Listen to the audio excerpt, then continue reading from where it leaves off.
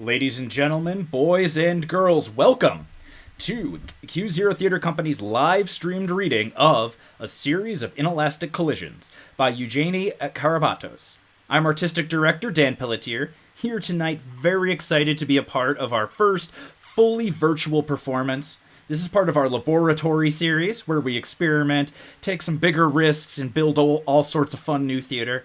If this live stream goes well and is well received, we do hope to make this a regular feature not just for the duration of the pandemic, but well beyond that. Before we get started, I do have a few announcements that I am obligated to make. At this time, please silence all noise-making devices and take note of the nearest fire exit. At the conclusion of this performance, there will be a brief, moderated discussion with the playwright regarding the piece, her process, and why readings like this are important. Audience members are welcome to submit their thoughts and questions through the YouTube comments, and we'll try to get to them after the questions if there's time. We invite you all to fill out the feedback survey that is in the description box of the YouTube video. Q0 could not exist without the generous support of all of our members and sponsors, and a full list of them can be found on our website. I'd like to take this time to thank our top-level supporters, Lori Pelletier, Alex Bezos, and Kriva Academy Public Charter School. If you'd like to become a member, a sponsor, or just make a donation to CZT, you can find links in our YouTube description of this video as well. Thank you all for supporting local theater and joining the revolution. I now present A Series of Inelastic Collisions.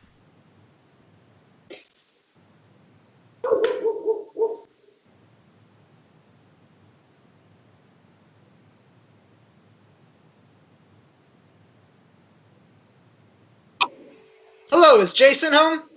Hi, Jason. This is Louisa. Matthew? Cyrus. Jess. Philip. Beatrice. Violet. Josephina. Lewis. Sarah. Calling on behalf of Timothy Thayer. Are you familiar with him? Yes, George's boy. And will you be supporting him in November? I'm happy to hear that. Thank you for your time. Do you need assistance getting to the polls? Can I have your email?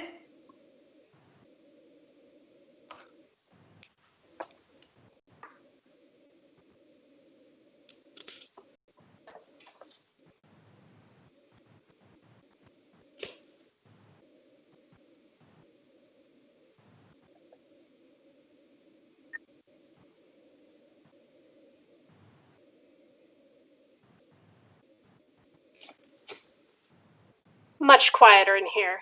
You sure you don't need a hand? I got it. I have to say, I'm so impressed by the turnout. I know this election has people riled up, but I didn't expect that in this district. We're very proud of our outreach. You should be. Can you hear that? They're talking. People are actually answering their phones. We have the highest rate of landlines in the state. What did you say your name was? Rain, like the weather. I knew a girl named Flurry once. She was what do you call them? A taxidermist. Have you ever done phone banking before? Years ago, before computers were involved. It's all pretty straightforward. You got a phone? Yes, somewhere. She digs. Jess waits as Rain goes through her purse. She unzips her suitcase. Jess points to her pocket. Rain reaches into her pocket and retrieves it. Laptop? Oh, sorry. I don't have one. Oh, that's okay. You can use this one. It's slow, but it'll get the job done. You just have to sign in and call this number. When someone how to connect you to the next person. Don't hang up unless you need a break. Okay. Thanks, Jess. Rain looks over the script. Hey, Jess? This script is for Timothy Thayer's actually here for Zoe Sachs for president. Marissa told me to come here. Who's Marissa? She works with the Sachs campaign. There was a person who was in charge of that. Came a few weeks ago, but no one came, so she stopped showing up. So all those people out there? They're all here for city councilman's race? We don't even have the Zoe Sachs scripts. I'll tell you what, though. I know Mr. Thayer would really appreciate your help. I don't know much about him. I don't even really live here. I'm just visiting my son. Everything you need to know is in the script. The thing is, I'm here for Zoe Sachs. I appreciate your enthusiasm, but this state will never go blue. Not in a presidential election. It's better to focus your energy on something you can affect, like electing Timothy Thayer for city councilman. Becoming purple. He's George's son. Is that supposed to mean something to me? Look, if you don't want to be here... I do. I do want to be here. What if I just alter the script? You know, treat it like a Mad Lib? Go for it. Thanks. Oh, and hey, any chance you have those signs? You know, the lawn signs. You'll have to drive to Coniston. That's 70 miles. That's where they have the signs. Okay. Hi, is this William? Hi, William, this is Rain. Yes, that's my real name. I'm calling as a volunteer on behalf of presidential candidate Zoe Sachs.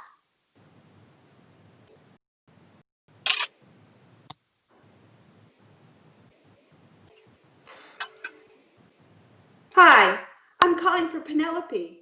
Oh, she is. Oh, I'm so sorry to hear that. Cancer? Yes. Terrible, so terrible. Thank you for your time.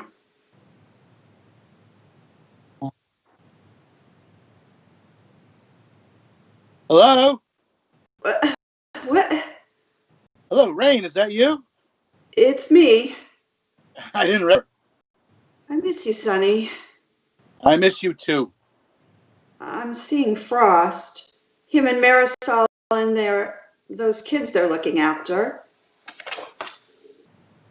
Should I tell him you say hi?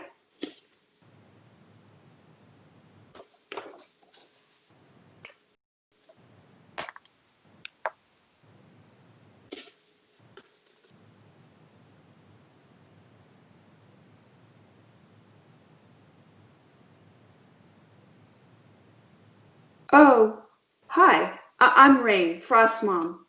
I know. And you're Bailey, right? I'm not sure the correct terminology. Do you call them your parents? Only when I want something. I'm kidding.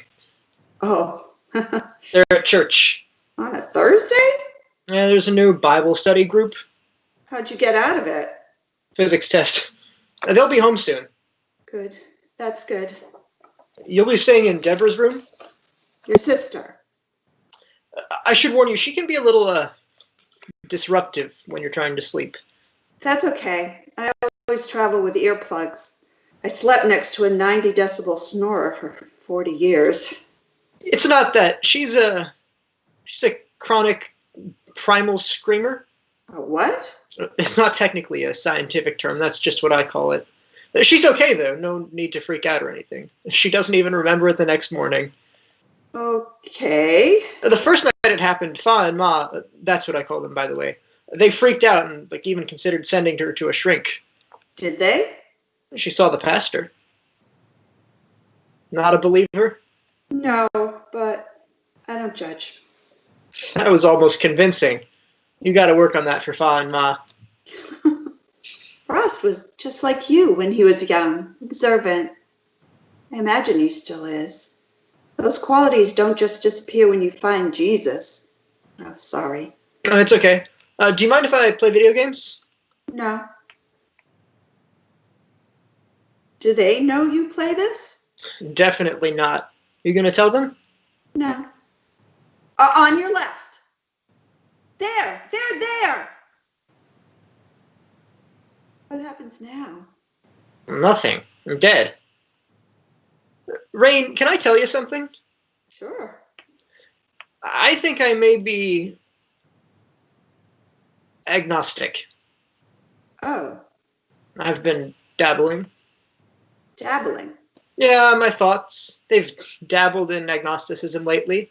I'm walking around, going about my day, going to school, and being like, okay, maybe there's no God, maybe there's no Jesus. That's okay.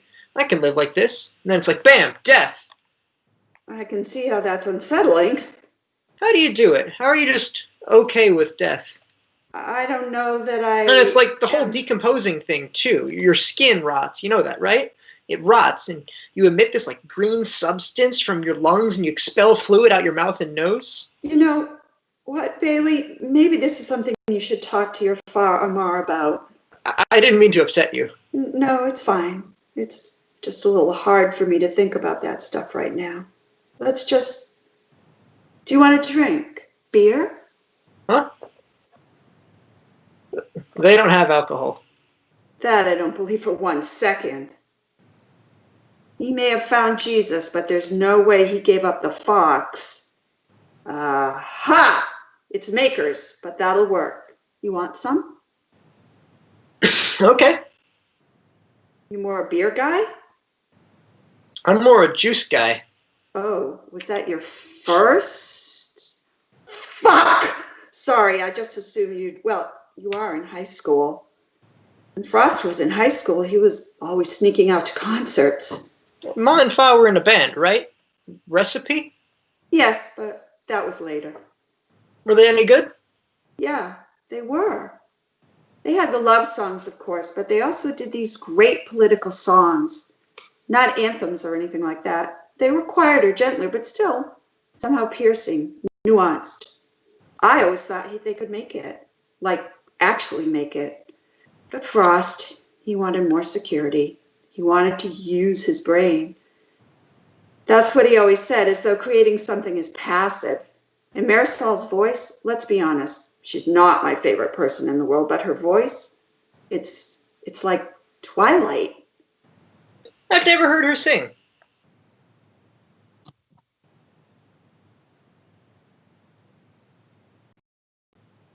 I see you have time for Timothy sign. Great. You think he'd be a good city councilman? I guess so. He's George's son. So I've heard, but I don't have the slightest idea what that means.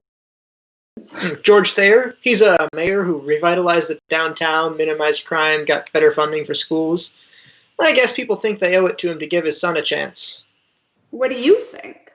He's got a good story. Single dad, 2 sons. One of them lost his leg, enlisted and became some kind of war hero. Some people think he was part of SEAL Team 6. So that's Timothy? No, that's Thomas. He's living in Arizona. He's the older brother. What did he do? Nothing yet. That's why everyone's rooting for Timothy. It'd be hard to live up to a brother like Thomas. Do you have any siblings? No, I was unplanned. Me too. Deborah and I are, what are they called? Irish twins? She's 11 months older than me, but still acts like she's my mom. Let me ask you something. Do I give off an orphan vibe?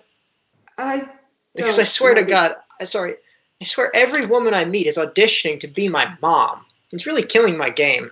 Stephanie Pesavento said that I was delicate. When I asked her to go to prom with me, she pinched my cheeks. Some people need to take care of someone to feel important. You don't want someone like that. They end up with Munchausen's by proxy. Here's what you do. You go to college and find a girl who you like to debate. Someone you can disagree with. I don't know. How'd you get that lawn sign? Oh, they came to the door handing them out. You know that if you want to get a Zoe Coniston, They probably don't see the point. This state hasn't gone blue in a presidential race since 1928. 1928. You like politics? I like statistics. You should probably study. It's no use. I'm going to fail. I'm at peace with it. If only Ma was. She's obsessed with me passing this class. It's pretty pathological. The tutors and shit, the whole deal, but nothing helps. Even Fa can't help me. Well, Fa thinks the Earth was created in 7 days. Here, let me see that. Thanks, but it's pretty advanced. You're doing the math correctly, but you're having some trouble with the concepts. What happens to a car when it hits a tree? Come on. Seriously, Bailey, what happens when a car hits a tree? It smushes? Right. It stops moving. What you've done here is confuse elastic and inelastic collision. An elastic collision means there's no loss of kinetic energy or momentum. So if two objects hit each other, they would just bounce back, unchanged. But when a car collides with a tree, what happens? It bangs up your car. Car don't bounce back. They become entangled. This situation is an inelastic collision. So what does that mean? The driver dies? What happens with the energy? I don't know. Yes, you do. Think about it. It transfers? Exactly. The kinetic energy you had before you hit the tree will be different than the one you have after it. Then, isn't everything an inelastic collision? Two things don't just collide perfectly in real life. That's not how the world works. There's always a change. Things affect other things. That's true. Then what's the point of studying elastic collisions? Maybe it makes us feel better to know that there are collisions out there that don't change things. That the objects can go on their merry way unbothered by what just happened. So you're actually good at science. I'm a scientist. I was one at least before I retired. I studied high energy physics. For real? For real. I just assume you're I don't know, a hippie or something. They're not mutually exclusive. Like you did peyote and majored in kinesthetics or sociology. Ross never told you anything about me? Just that you weren't a believer. He also said that you make good Thanksgiving stuffing, but that's My husband made the stuffing. I shouldn't have said all those things about decomposition earlier. I don't know what I was thinking. Let's not circle back to that.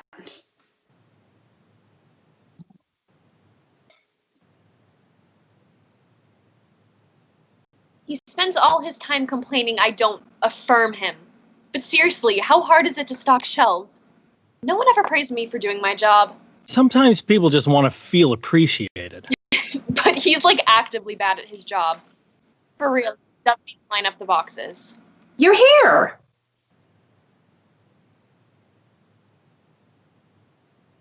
Great to see you. You too.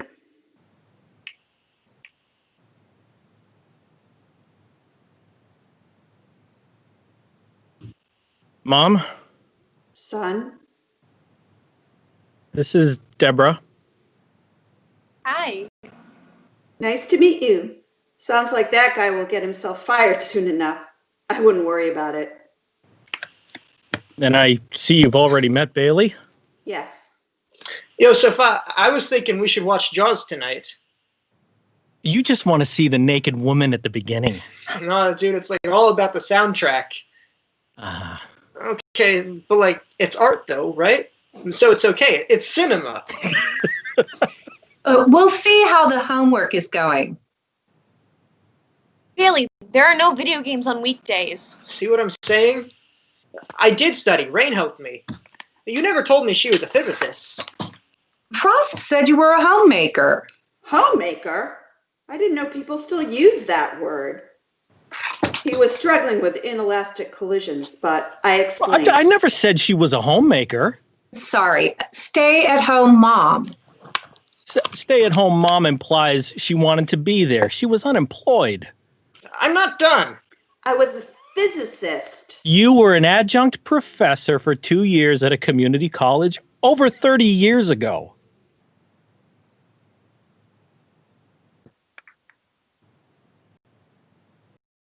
What is that? Teacher's edition. It helped to help us help him. Well,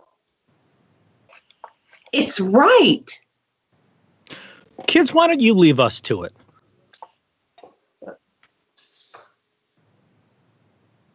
Oh, and Deborah, that work thing. Let's talk about it over breakfast. It doesn't really matter. Of course it does. Okay. Thanks. Bailey told me about her night terrors. You really should encourage her to see a therapist. Our parenting is none of your business. Oh, parenting, is that what you're doing? Seems more like a midlife crisis. It's been 10 months. It's not exactly a fleeting fancy. 9.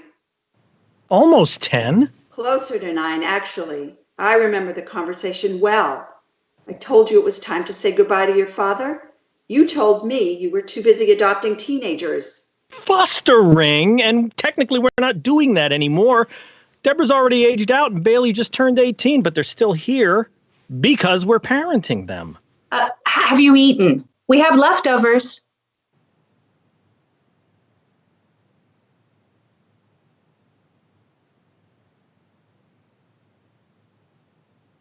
What kind of person names their baby Deborah? I just can't imagine looking at a baby and thinking, Deborah. What kind of person names their kid Frost? Someone who appreciates thematic consistency. I'm fine. I eat at the phone bank. The phone bank? That's where people go to make Yes, calls and Frost. try to convince I know people what a to phone vote bank for their is. candidates. The whole process is very invasive. Just expressing confusion over why she would be going to a phone bank. Just like proselytizing. I have pie. Phone banks are a waste of time. That is categorically false. People don't change their minds. It's not about changing their minds. It's about rallying the base, convincing people to get out and vote. And people do change. You transformed. Why do you like Timothy Thayer? You have a problem with Timothy Thayer? How could I? He's George's son. I'm serious. What are his values? What can I say? I like an underdog. That's not enough. It's my vote. You're wasting your right. You're making rash, uninformed decision. You know nothing about Timothy Thayer. Mom, I don't want this visit to be like every other. Which visit are you talking about? My pastor said. In my old age, I can't remember that far back. When was the last visit? 5 years ago? 6 years? And now you're telling your pastor about me? Aren't you worried he's going to tell God on you?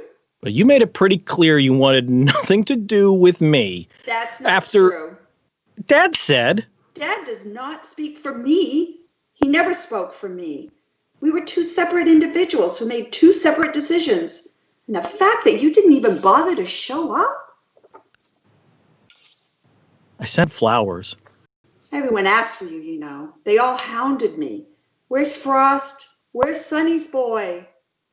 Would you tell them, Mom, that I didn't give an F? Did you tell him that the reason I didn't come is because he wouldn't have wanted me there? Maybe you should let us speak privately. Don't excuse my wife. Marisol, stay here. What is she, a dog? Marisol, stay. Marisol, you can go. Stop dismissing her! Oh, right. That's your job. My ex tell you that? When you had all your heart-to-hearts? Why were you always on her side? I'm your son. Because your ex wasn't an asshole. If I'm such an asshole, why are you here? Because I wanted to see my son. Is that so hard to believe?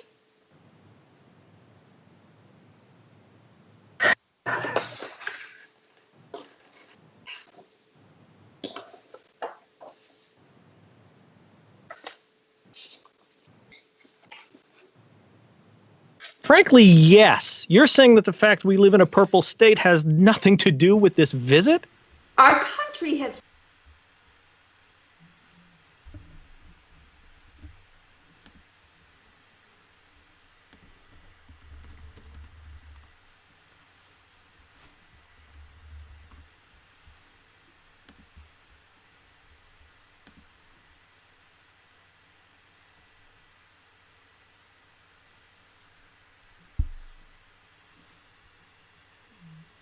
a choice between an experienced, intelligent woman and someone whose strongest claim to the presidency is that he looks like he could play one on TV. Not everything boils down to sex and race. Not everything does, but most things do. Some people believe in his message. Yeah, sexist and racist people. That's not true. I'm not either. First of all, if you're an evangelical Christian, you're at least a little bit sexist. We believe in equality, just that they have different roles. Ah, yes. Separate at before. Second of all, you support Petrus Nielsen? Jesus Christ, I knew you were different, but I didn't think it would be possible for you to fall so far. He's pro-life. You weren't so pro-life when you knocked up Judy Sorensen sophomore year of high school. You're a single-issue voter just as much as me. Would you ever vote for a pro-life candidate if you agreed with everything else they said? No. But here's the thing, Frost. I don't have the luxury of voting for a Republican because, unlike you, I'm still fighting for my rights. Maybe when I'm treated as an equal, maybe then I'll be able to vote for someone just because he's George's son. But until then, I'm fighting. Marisol sends Bailey away. Right. And that fight brings you here. I told you it wasn't about Dad, Marisol. Marisol thought it was because you were sad, lonely. But Marisol had normal parents. She didn't understand that's not how you operate. Well, in that case, you can go. You want to live here, go find a hotel. Frost. With what money? Sell the house. Do whatever you need here. She should stay. That's a horrible idea. On that, we can agree. I'll just get my things. Do you know what Bailey got on his last physics exam? 59. And do you know how many errors he had tonight? 3. 3 minor errors. So he's doing better. Good. Because of something Rain said. I want you to stay, to work with him. Get someone else. We tried someone else. He can't have another F on his report card, Frost. The guidance counselor said that. He won't get into college. We're supposed to be giving them a better life. Isn't that the whole point of this? To give them opportunities? To give them a better life? You're staying, Rain. From offstage, the sound of a primal scream. They all look upstairs. Scene fades. Scene 3. The phone bank. Rain talks on the phone to Sonny. Bailey called it a primal scream, and that's an apt description. But just at the beginning, there comes a point toward the end of the scream, just before she's about to wake up, when it transforms into something else. A roar. You're too old for a roommate. It's nice to have someone there, despite everything. You haven't asked about him. He looks the same. More sure of himself, maybe. Confident. It's good to see. He's always so... He was a coward. You shouldn't say that. It's an accurate description. You shouldn't say that to him. I'm not saying that to him. I'm saying it to you. Well, you shouldn't say that to me either anymore. All right, all right. Marisol looks different. She's heavier. I don't mean her weight. I mean, she carries this heaviness. That's what children do to you, especially later in life. Maybe. Bailey's never heard her sing. That woman could sing. This morning I listened in the bathroom door when she was showering just in case. I know that's creepy. Oh, it's sweet. They begin to crack. They're losing signal. His lips move, but Sonny? nothing comes out. Are you there? Hello? Sonny exits. Caller 1 enters.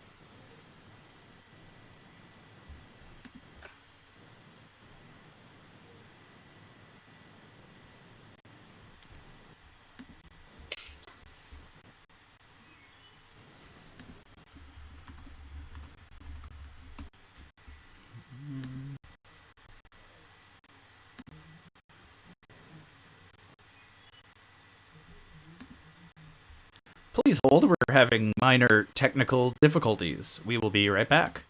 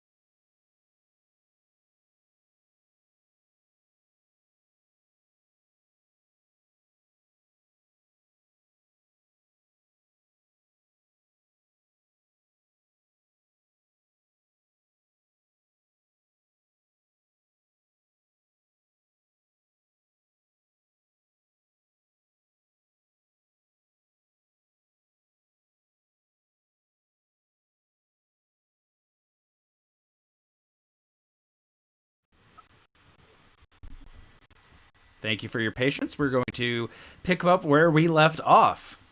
Sunny exits. Caller 1 enters.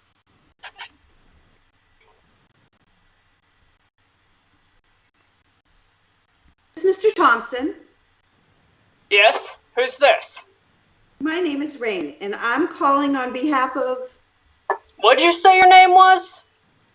Rain, Where's that from? the weather. I'm calling because I don't want to buy anything. I'm not selling anything. I'm just calling to talk about the election. You at Timothy Thayer's office? I am. Well, you can tell him he can count on my vote. I met his father once. He was a great man. That's very kind of you, sir, but I'm actually calling on behalf of Zoe Sachs for president. Oh. Have you decided whom you are going to vote for in the presidential election? That's none of your business, but you tell Timothy I think he'll do a great job. Sammy? Caller 1 Sonny? becomes caller 2.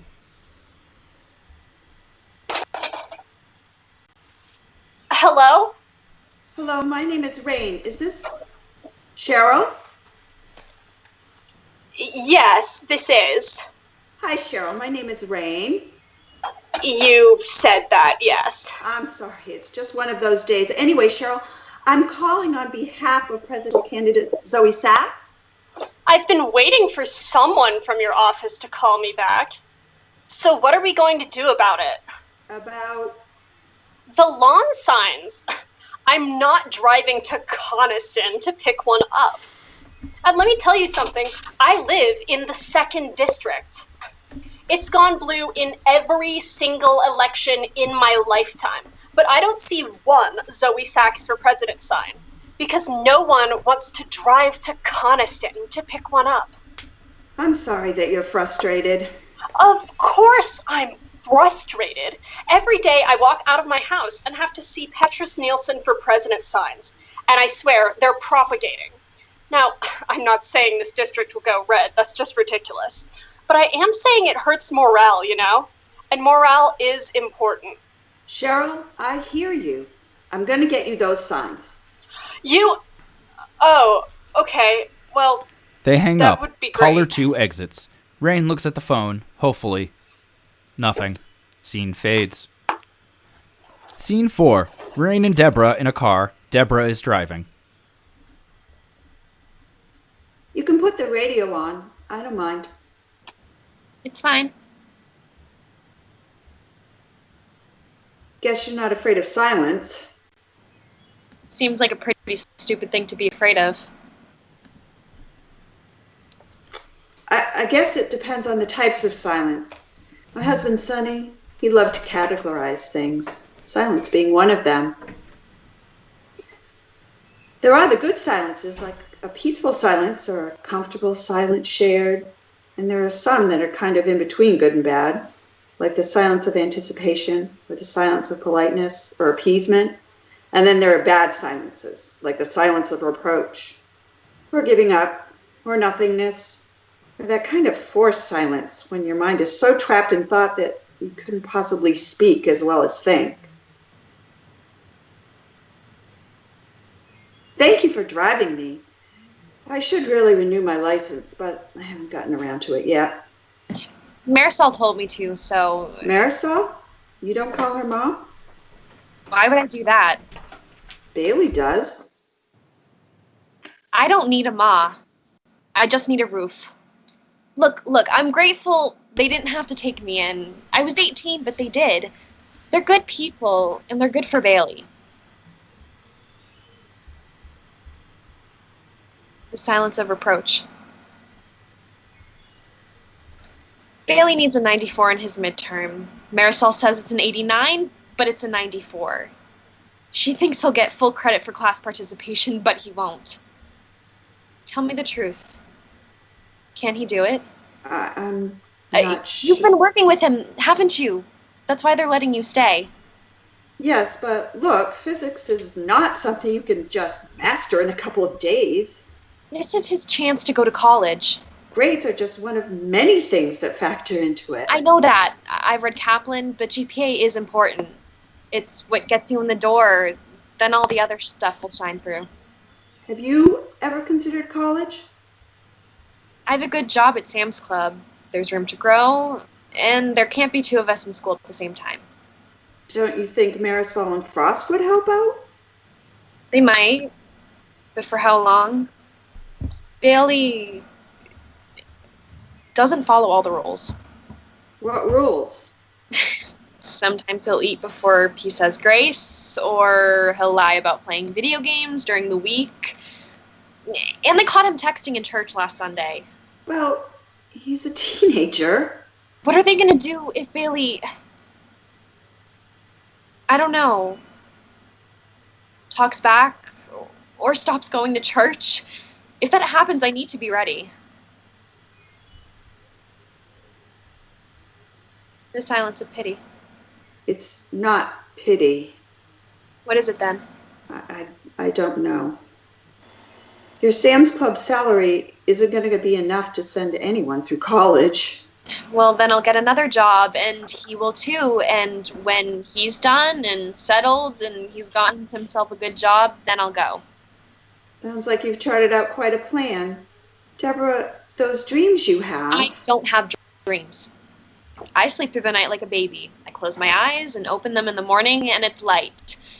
If I yell at night, it doesn't bother me. If it's disruptive, then maybe you should sleep on the couch. No. Deborah sees something out the fine. window. Half a smile emerges. What? Nothing. I've just never been to Coniston. Nothing special. You've been here? Years ago, when Frost and his first wife were thinking about moving. My mother said they have a restaurant that only serves popovers. She used to come here on her birthday when she was a kid, she said. My Nana promised that she would take me someday, but that never happened. She got sick. She would have taken me if she could. Where's your mom now? I don't know. Jill, probably. And your dad?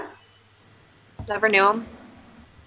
I'll tell you what, after we pick up the signs, why don't we go there?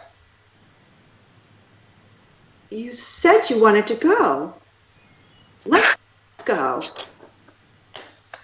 I was trying to be nice. I don't need you to be nice.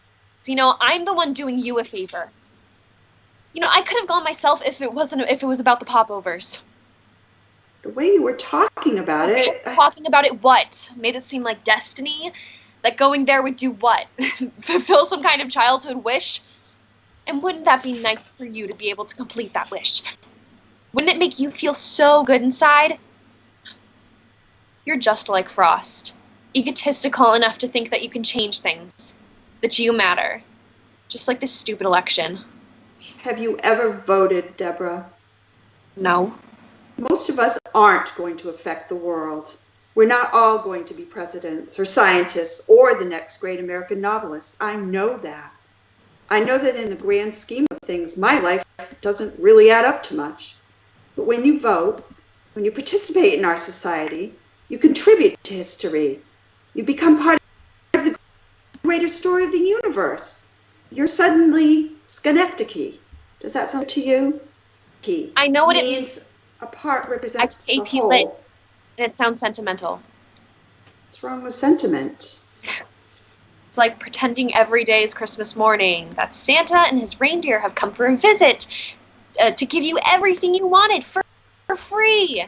And that even the coldest is somehow magical, and your family is somehow normal, and you can eat whatever you want because it's a holiday.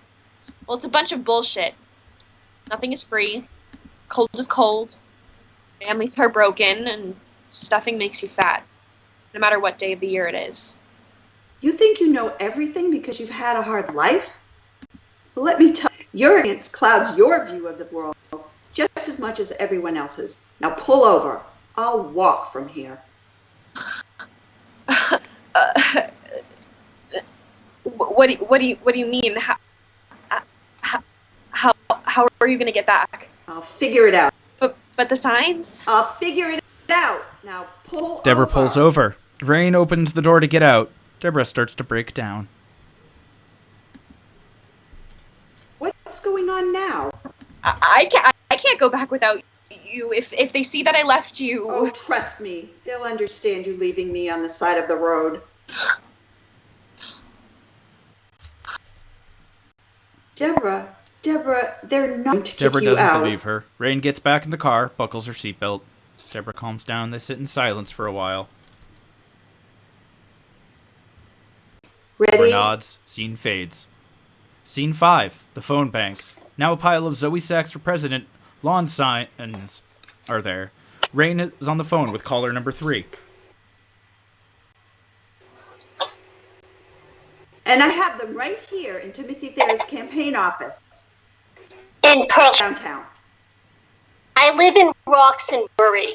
That's just the next town over. Yeah, but with traffic, It's about 15 minutes. if you don't get any light. Not interested in a sign. Roxbury.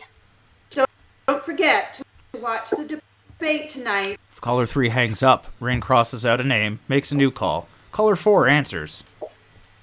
Hi, Leslie. This is Rain calling.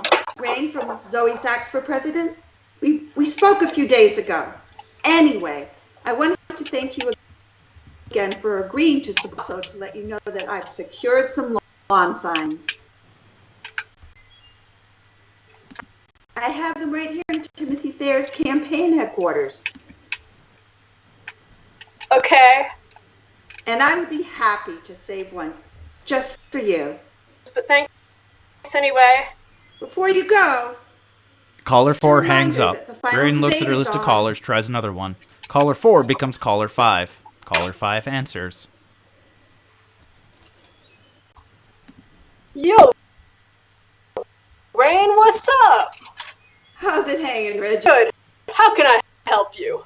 First of all, I just wanted to thank you again for supporting Zoe Sachs for president. Uh-huh. And I wanted to let you know that I've secured some lawn signs. Some what? Lawn signs, you know, for your lawn. They show your support. Right on. You can pick them up right in Timothy Thayer's campaign headquarters. Do you know where that is?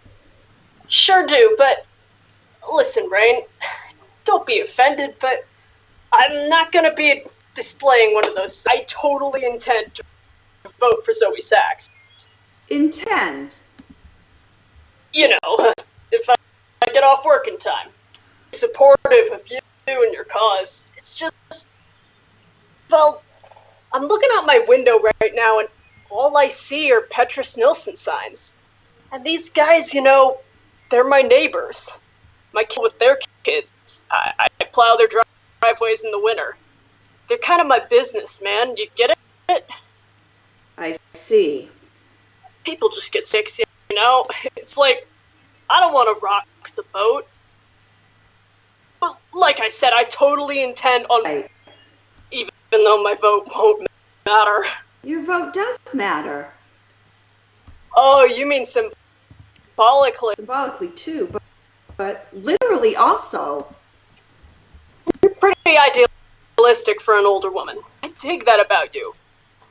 But I'm not interested in the signs. You hang tight, okay? Keep on keeping Caller on. 5 exits. Scene fades. Scene 6. Sounds of media coverage of the debate between Zoe Sachs and Petrus Nilsson. Tonight was the final debate between two presidential candidates, Zoe Sachs and Petrus Nilsson, and it was eventful. Here to break it down, we have John Mayers, political strategist, joined by Ashley Toledo, former congresswoman, and Paul Davis, our senior correspondent. Lights up on Rain, Marisol, Bailey, and Frost sitting on the couch, staring at the television. Empty takeout containers in front of them. Rain is in shock. Frost is smug. Marisol's eyes dart between her husband and her mother-in-law on edge. Bailey can't contain himself. That was insane! Seriously, how come no one ever told me? Paul, she's like, wham, you're sexist. And he's like, bang, you're corrupt. And she's like, hi-ya, you're a fats. And he's like, no one cares about your facts. They're boring and fake. And she's like, America cares. And he's like, but I have a dick, I have a dick, I have a dick. All right, let's settle down. Oh, man, I this. She was like super aggressive as a kid. She'd have been totally into it. I'm glad you found it to be entertaining, Bailey, but remember, the election's really about the issues.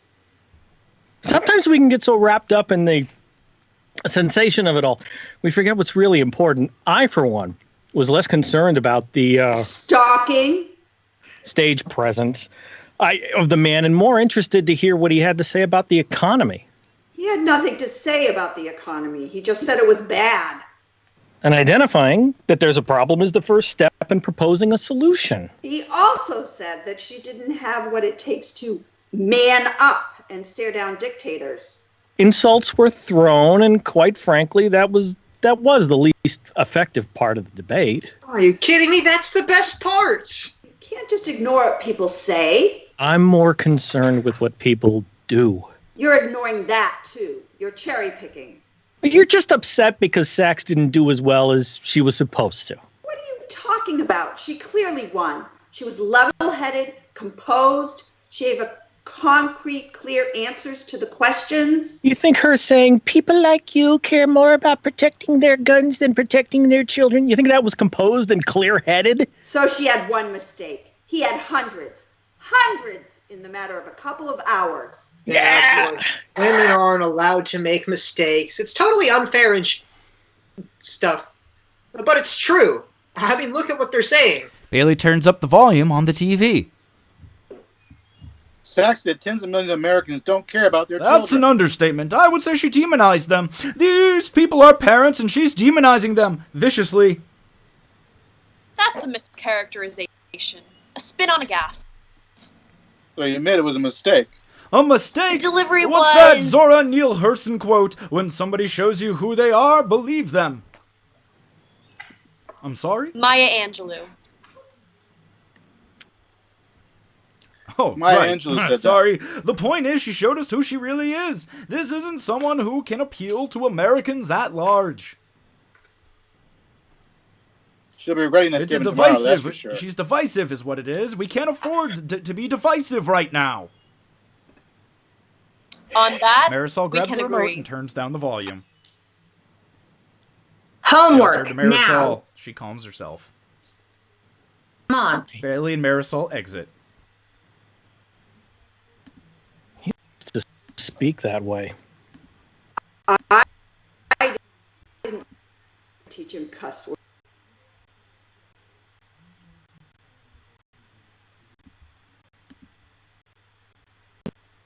You're more.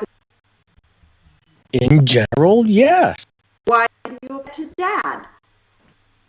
He said stupid things, but he didn't mean them. You know he didn't mean them. My God, if I cut things off with your father when he said something stupid, we wouldn't have lasted 5 months. He was a great man, but he was a child in many ways. Stunted. Didn't have what you had. You know Grandpa wasn't a good parent. To him, your dad was a saint. I know that, Mom, but that doesn't mean... You should have been grateful to have a father like Son hand on you. That's supposed to make you a good dad. That's supposed to be enough. Goodness. And here you are arguing that someone was a good father because he didn't beat his children. Don't put words in my mouth, Frost. I didn't say that. Look, maybe you were okay being married to a man, but I didn't need to be a parent. I needed a parent. You have. Love isn't enough. Kids need You've had a kid for 5 minutes, and you think you know? to feel secure. They need answers. Brave child, open-minded. I just don't understand what happened. Yeah, and you know what, Mom? Under all of that, I was fucking terrified, and it's no answers. There are no answers to the questions you asked. You just had to live your life. You had to decide things for yourself. I did. did before. You just didn't like it. Because it's a lie. You don't know that! There's no way to know that! It's a horrible way to live. You think this helps you be less afraid? You're afraid of a threat to your marriage. What other people do behind closed doors, what music you listen to, what television shows you watch, the way people talk. You think it's some kind of conspiracy to make you sin. You're paranoid. I'm not scared of being a father. Not anymore. I never had kids. Because I didn't think I could do it. To show me how. But then, when I started going to church, they tell you have these values. You think you're being DeBorah a enters father? from the front door wearing her Sam's Club uniform. Rain does not notice her. Used for a couple of years of your life makes you a dad? Well, it doesn't. It makes you a fucking martyr. You want to help people? Why don't you start with your own family? When these kids are gone, you'll forget about them because you don't love them. You don't know what love is. You never have. The only thing you love is structure. Rain finally sees rules. DeBorah. DeBorah walks through the living room calmly and then exits. I didn't mean for her to hear that. Frost follows Screw after you, DeBorah. Mom! Frost exits. I'm Only the sound of sorry. the news coverage of the debate remains. This was a very bad day for Zoe Sachs. Scene fades. Scene 7. The phone bank. Overlapping voices. Did you watch the debate last? Believe what she said. Of course we care about our children. That's why we need guns. Who does she think she is? I'm telling you, she's too confident. No class! No I tell you, I know class! he's a jerk, but he looked good up there. Way more composed than I thought he'd be. Didn't Timothy think so? I support Thayer. I do. But it's about time he starts discussing himself from her. Folks here, they don't care about Zoe Sachs. They're crooks. The both of them. He at least tells it like it is. I'm not saying he should win. I'm just saying Rain is it's leaving a refreshing. message. I think she showed that she's a fighter and is willing Jess to speak enters, her mind. decked out in Time for Timothy clothing.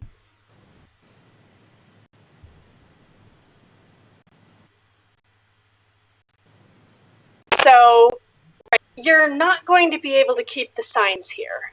What? We're getting another shipment of Time for Timothy swag, and there's not going to be space. Plenty of space. I can put them here. Yeah, that's not going to work. Of course it'll work. It will hardly take up room. Look, Timothy doesn't think it's a good idea to be so visually associated with Zoe Sachs right now. What do you mean? I mean, after what she said last night, can you blame him? She was speaking her mind. Unveiling the truth about America's. She was driving a wedge. So her approach wasn't as careful as it could.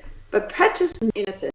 He said hundreds, literally hundreds of offensive things. Nilsson is worth sure. It's just, see, it's not really good for the campaign.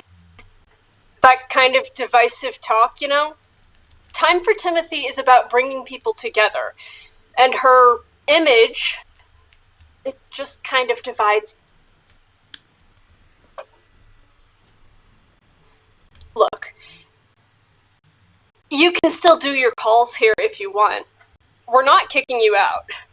We just want your presence to be a little less present. But I already told people they could pick up their signs here. I'll tell them here, but you can bring them in with you. That's crazy. I can't just cart these around. I'm trying to work with you here, Rain. I understand that, Jess, but my son's not going to allow these in his house. Well, I just don't see how that's my problem. I'm just trying to get you to see my point of view. I like you, Rain. You're a true believer. I like true believers. To get Timothy Thayer someone elected to city council? No. Well, let me tell you something. It isn't easy. Voter turnout right now is atrocious, even in a presidential year. We just can't afford to take risks right now. Over to Nielsen? Of course not. Nielsen's a fucking lunatic. Associated with Zoe Sachs right now. Hey, maybe it'll pass.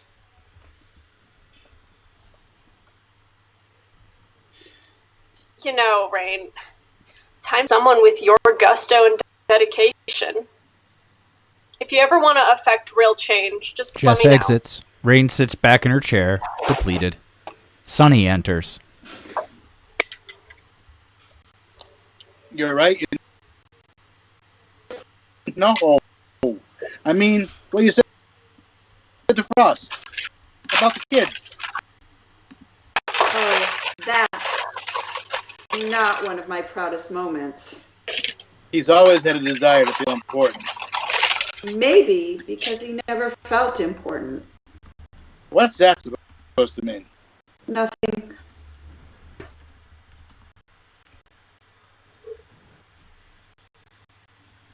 He's always had a flair for... It wasn't enough. I apologize for what I said about the kids. You caved. He's an adult, Rain. He's a grown man with a wife and kids, and he still has you wrapped around his finger. Sonny. All right. Right. No, we don't.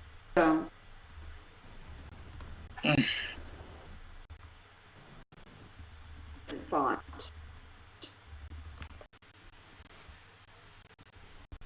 Up to you in the past. Well, this is a very important election. Says the person who forgot. Oh, it was a bit pain thing. Right. Face, and I won't be able to come around as often. Don't say that. Serious. You still make me smile.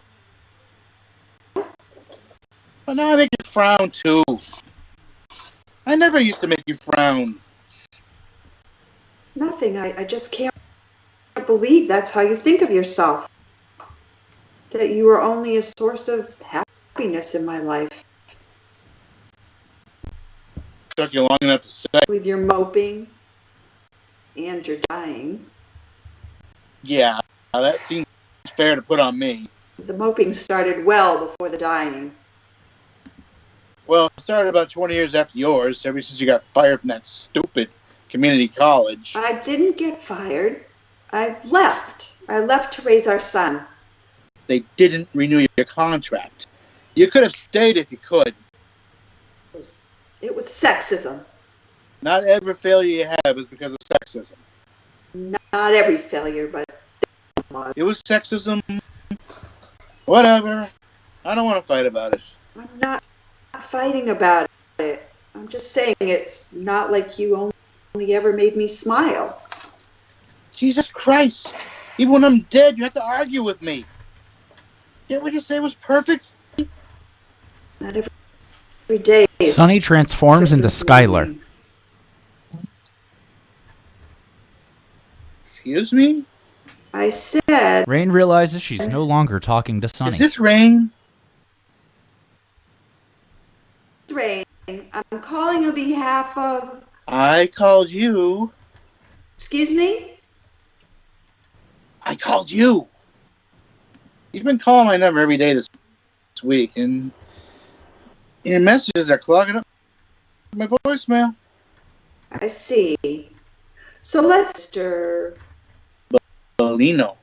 Mr. Bolino, will you be supporting Zoe Sachs for president this November? We both.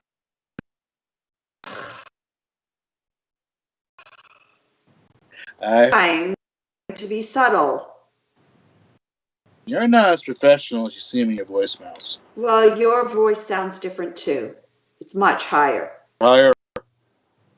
I'm sorry. Does that offend your manhood? Not particularly. Well, aren't you so advanced then? The knuckles in my left arm still drag, but I can do wonders. You liked that one, didn't you?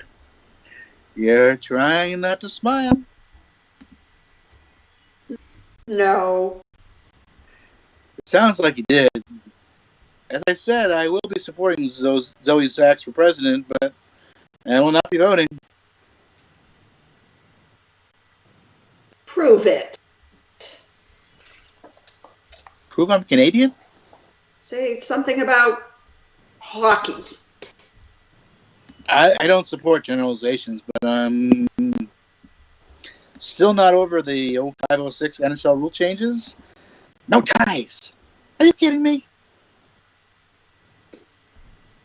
That good enough for you? I say aluminum.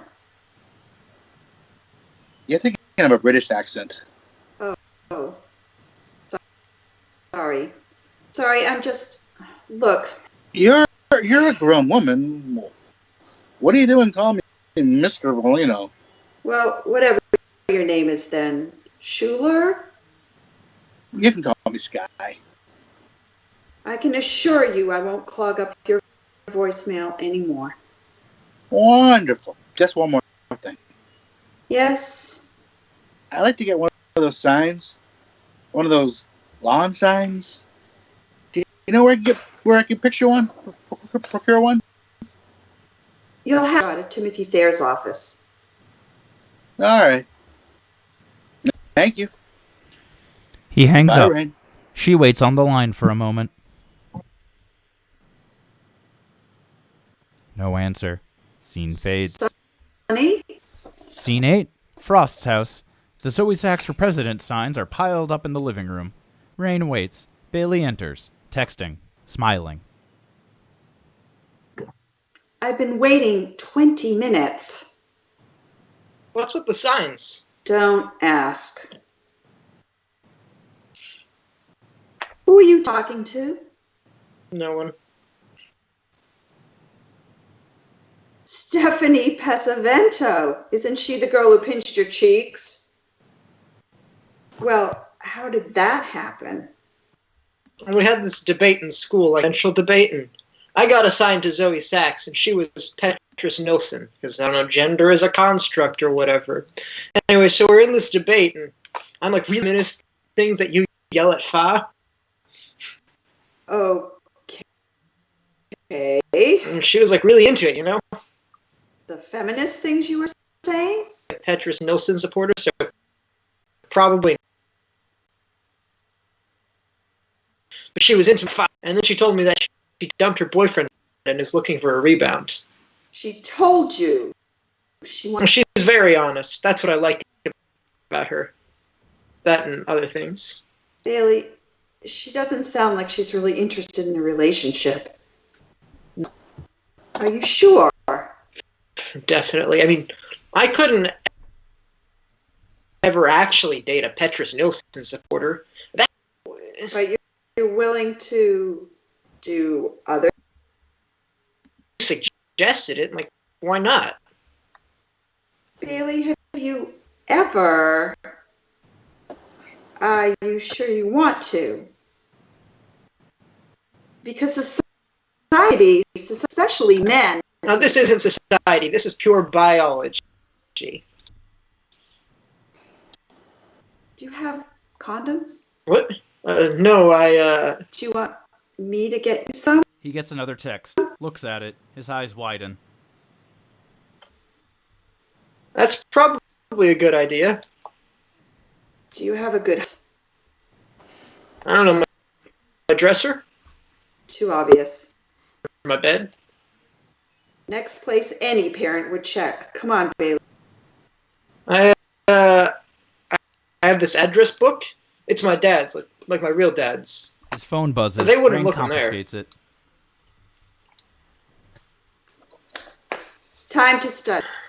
Now, what's the difference between a contact force and a non-contact force?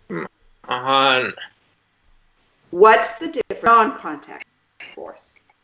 A contact force needs contact to occur, and a non-contact doesn't. A contact force is a visible interaction between macroscopic collections of matter. Non-contact force acts on an object without coming into direct contact with it. That's what I said. Can you think of an example of a picks up his phone. contact force? Bailey. What? It's an example. I'm using force to types. pick up my phone. Brain I'm using snatches the phone force away to from him and type. places it on the table. What about a non-contact force? I don't know, the four things? What four things? The four, the four forces? Four fundamental forces. Yeah, those. And what are Electromagnetism, stress, weak nuclear force, and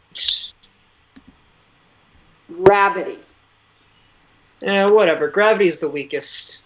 Gravity is not the weakest. It literally says so right here. Gravity.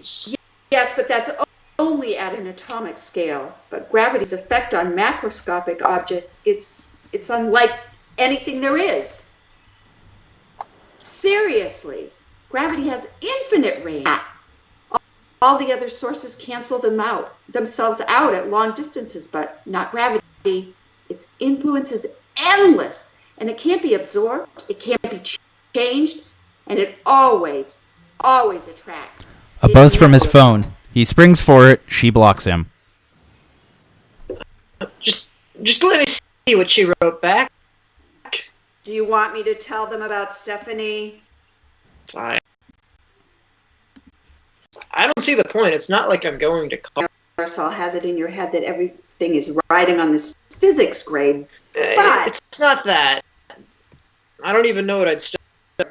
Liberal arts. I don't know. It seems like a waste of money to go to school if you don't even know what you're going to do with it. Marisol and Frost would help you. Help me go to one of their weird Christian schools. I don't want to go there. I thought you were only dabbling in agnosticism. Let's be honest, I've made the full leap. There are scholarships. Yeah, I know. To go to college? I'm just not ready, okay? Why is that so hard to get? And you can't tell me what to do. You're not my nana, you're my fucking tutor. Sorry. It's okay. I'm a mom. I'm used to it. Deborah thinks I gave our mom a hard time. Maybe I did. I tried, though. As much as I... Deborah's just such a people pleaser. She's thinks that everyone will love her and be good to her, and if they're not, that means there's something wrong with her. But I'm not like that. Was Fa a bad son? No, of course not. What? No, nothing. That. Deborah and Frost enter through the front door wearing Petrus Nielsen t-shirts. Frost carries a brown paper bag. Ugh. What is that? Petrus had a rally in Coniston. Deborah wanted to go. Is Marisol home? She's upstairs.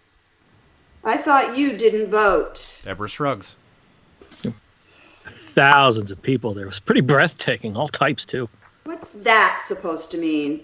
It just means people from all walks of life. He pays people of color to be there. You know that, right? It's all in the news. That's what some people say. That's what journalists say. I read the paper.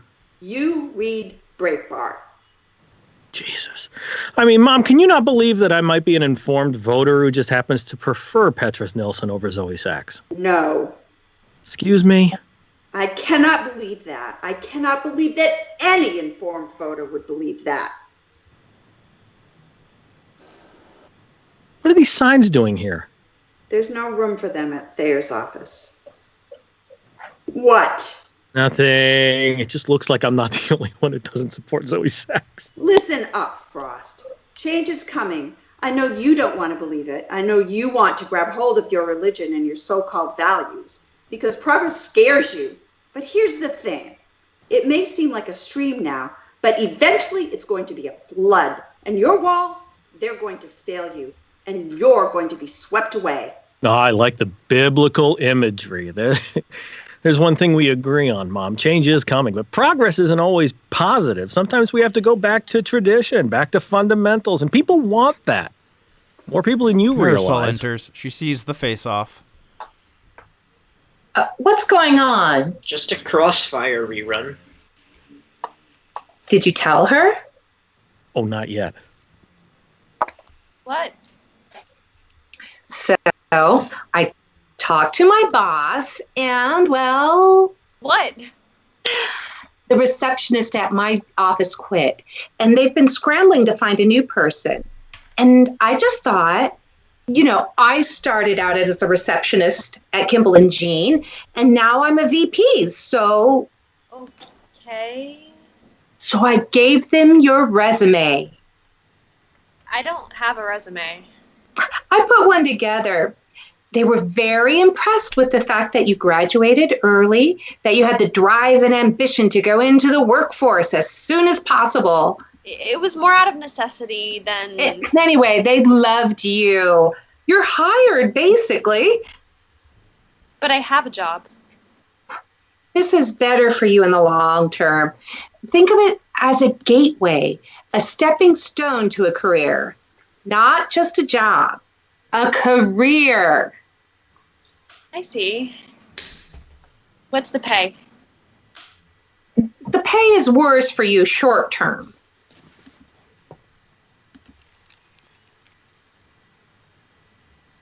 But don't worry about that, honey. Frost and I will help you. It's time to invest in your future. You start Monday. You're stunned. I shouldn't have sprung this on you. No, it's fine. Thanks. I guess you didn't have to do that. Oh, I wanted to. You'll have to give Sam's Club your notice. Kimball and Jean will take you part-time at first. What are we having for dinner? We ate in Coniston. Deborah told me about this popover place. I never knew there were so many different types. Oh, sounds delicious. They were. What about me? You can get something on the way to Bible study. Yes, we should get on the road. Today we're talking about eschatology.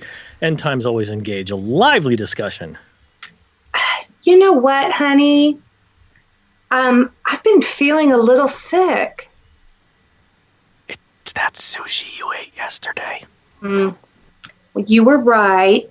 I shouldn't have had it. You go without me. Send everyone my best. I will. All right, it looks like it's just us three, unless you'd like to come, Mom.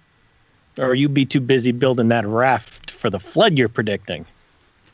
She kisses Have Frost on the fun. cheek and exits. Frost gathers up Deborah and Bailey. He looks down at the brown paper bag. Oh, Mom, I got you this. Oh, It's ham and cheese. I thought you might, yeah. Thanks. Well, all right, well, Frost, let's be Deborah, off. and Bailey exit through the front door. We hear the sound of them getting into the car and driving away. Rain's attention is drawn to the pile of signs. She gathers them and heads towards her room. Marisol enters dressed up. She looks cool. She's carrying a guitar. Rain doesn't see her, staring. Scene fades. Scene 9. Voices in the darkness.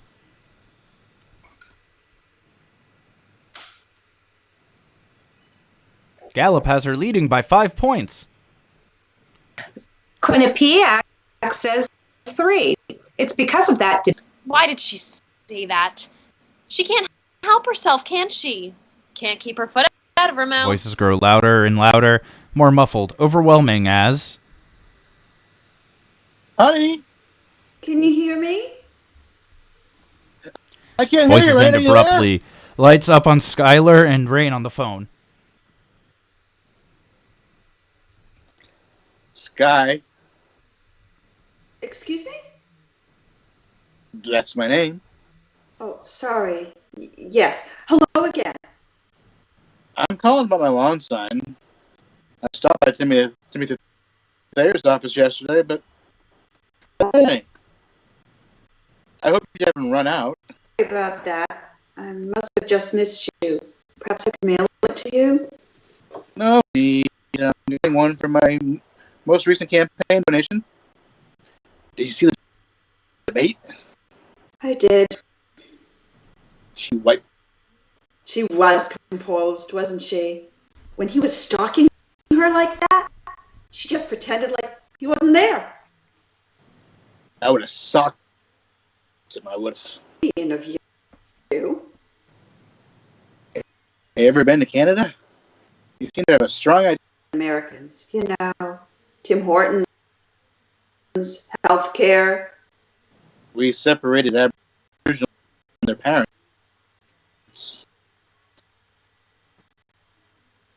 Is merit-based. Shattering my dream. Places are like people. None are perfect. Well, this place certainly isn't. I'm just for the election, since the swing state and everything.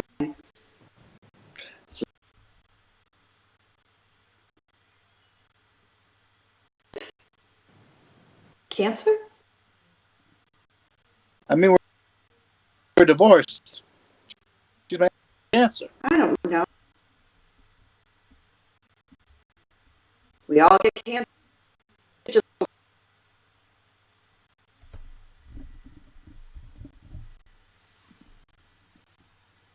sure, like skin shit early, or like thyroid, or prostate. And a lot of people don't even need treatment because the odds that problem. What? I'm the one to have. Well,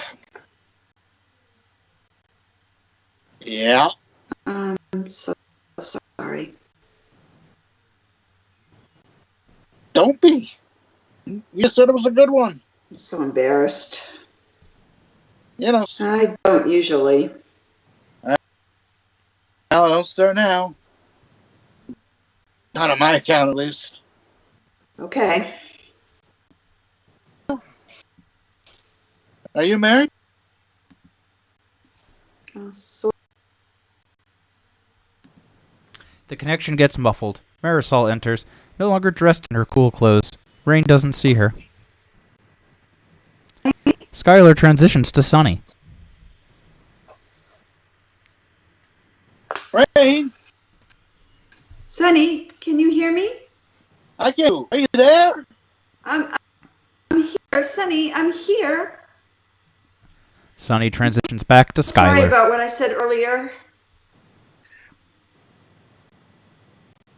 I told you not to worry about it. You made me happy. You made me so happiest. Huh? Sunny? Rain hangs up the phone. She Sky. notices Marisol. She lets out a primal scream as the scene fades. Scene 10. Frost and Marisol's house. Rain sits on the couch, staring off into space. Marisol drags the last of the Zoe Sachs signs off and then joins Rain. I heard this podcast once about this town in Japan. It got totally devastated by the killed. A year later, a guy put up this phone booth. It's not connected to anything, and they talk to their loved ones, those they lost and those still missing. There's nothing. Then why does Frost hate me? He doesn't Find Jesus for no reason. I thought he had, I didn't think he needed this. What You think I need this? You think I want this? I hate everything. Women, homosexuality. They're fucking paranoid that everything in the world is a threat to marriage. Why does someone watching porn? What does gay marriage have to do with my marriage? Ridiculous. It's like, if your marriage isn't strong enough to handle someone else having a relationship that has absolutely nothing to do with you, then that says something about your relationship. I never realized. Of course you didn't. You never realized me, Rain. To you, I was just an obstacle rerouting Frost's life. I never thought that. A catalyst, maybe, but. Well, I'm a person, okay? Yes. Oh, okay. I'm sorry. It's okay. I'm jumpy these. I'm fighting a lot inside. I mean, the whole thing is absolutely maddening. That he would get over it. When I met him, he was a Buddhist. In college, he was a Wiccan. Frost has always been religiously promiscuous. Sure, this was a big change, but who was I to judge? Not really something I ever thought about. And Frost, he was clearly unfulfilled. And if going to church could help him rebuild that part of his soul that was missing, I thought, why not? We'd go to a service or two, drink a beer after, and talk about how stupid it was. But that didn't happen. It meant something to him, and he changed. For a while, it was a good change. He was more positive, more secure, and his interest grew. We started going to Bible. He slowly removed our secular friend. And then we took in these kids, and I'm not saying I regret it. They're great kids. I care about them. They make me laugh. They give my life a new layer of meaning.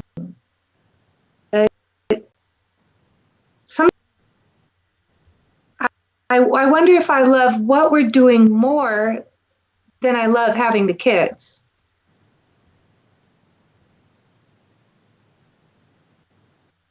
Do you ever think, what happened?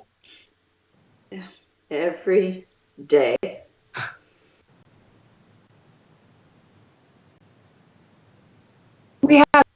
I know we do. We have house, good jobs. I just never thought this would be the life I would have. I just didn't think that I would be the kind of woman who lets a guy run her life. And sometimes I wonder if it's like a guilt thing, like because of the way Frost and I got together. If it's like we did this terrible thing and now we're paying for it. Look, you didn't kill the woman. You had an affair. It was a terrible thing, but it's not. You don't have to punish yourself forever. Is that what?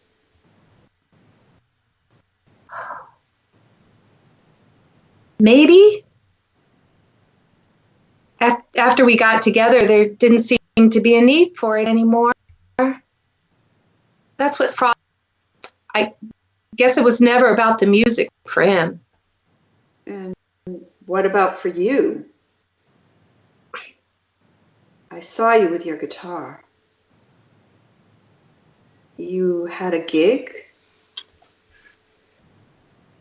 Just an open mic. I have a view. It's a shame to waste it. It was always about the music for me.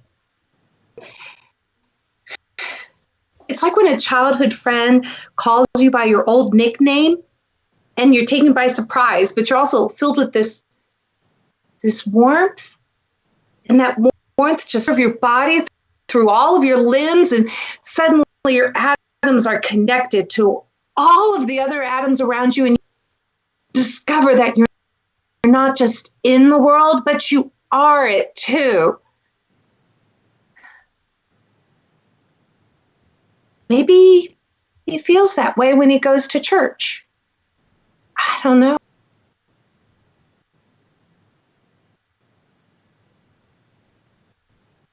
There was a guy there. Owns a restaurant in the area. I guess he remembered me from recipe days. Anyways, he's giving me a real gig tonight. Not like what we used to have, but that's great. Nervous. Rain goes have to an the idea. kitchen and opens the cabinets. I found your stash hidden Rain finds in a way. something. She looks at the label. It's the fox. It's not mine. It's not. Deborah wouldn't. Or Bailey, they wouldn't. It's Frost's. Frost doesn't. He doesn't. He made us quit. This isn't funny. I've been hiding my liquor for months, all to find out that he's been doing the same thing. Oh, what a hypocrite. Oh, I swear, he's such a hypocrite. Why do you look so happy? It's just nice to know he's still Rain opens a different cabinet, grabs the bottle of Makers from the back. She takes out 2 glasses and pours one for each of them. She holds them up for cheers. To the past.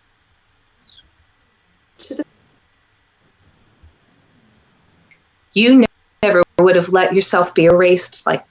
I'm not as resolute as you think. What are you talking? Oh, unbending.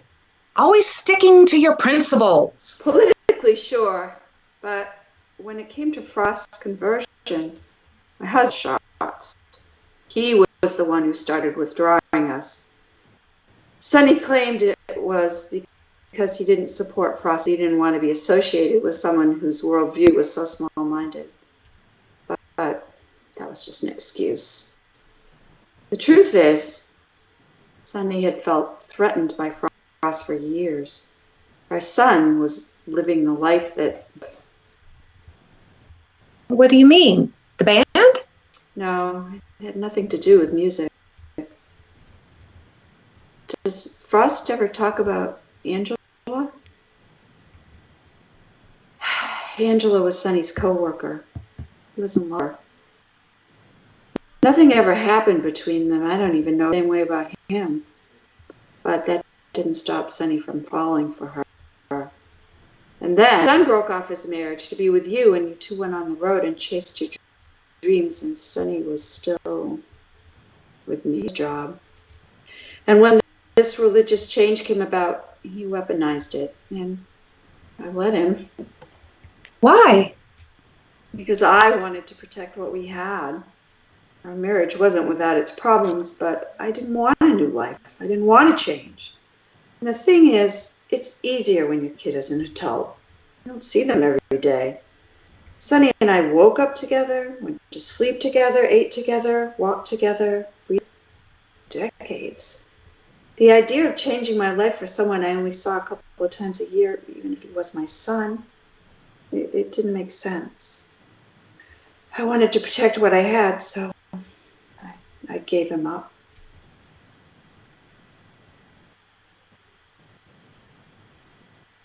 Did you resent Sonny for it? Of course, but it was my decision to go along with it. You should tell Frost about the gigs. I should. You won't. I just like to have something that's Footsteps at the mine. driveway. Marisol and Rain stash the alcohol. Bailey enters, a backpack slung over his shoulder. How was school? Bailey takes a piece of paper out of his backpack. So, Test. 94. Did you see this? 94. He got a 94. That's wonderful. All right, relax. You word. Glad to help. Marisol throws her arms around Rain. All right, all right. This is such a great, the whole world is going to open itself up to you. Right. And I have just the present for you. Marisol retrieves Fisk's Guide to Colleges.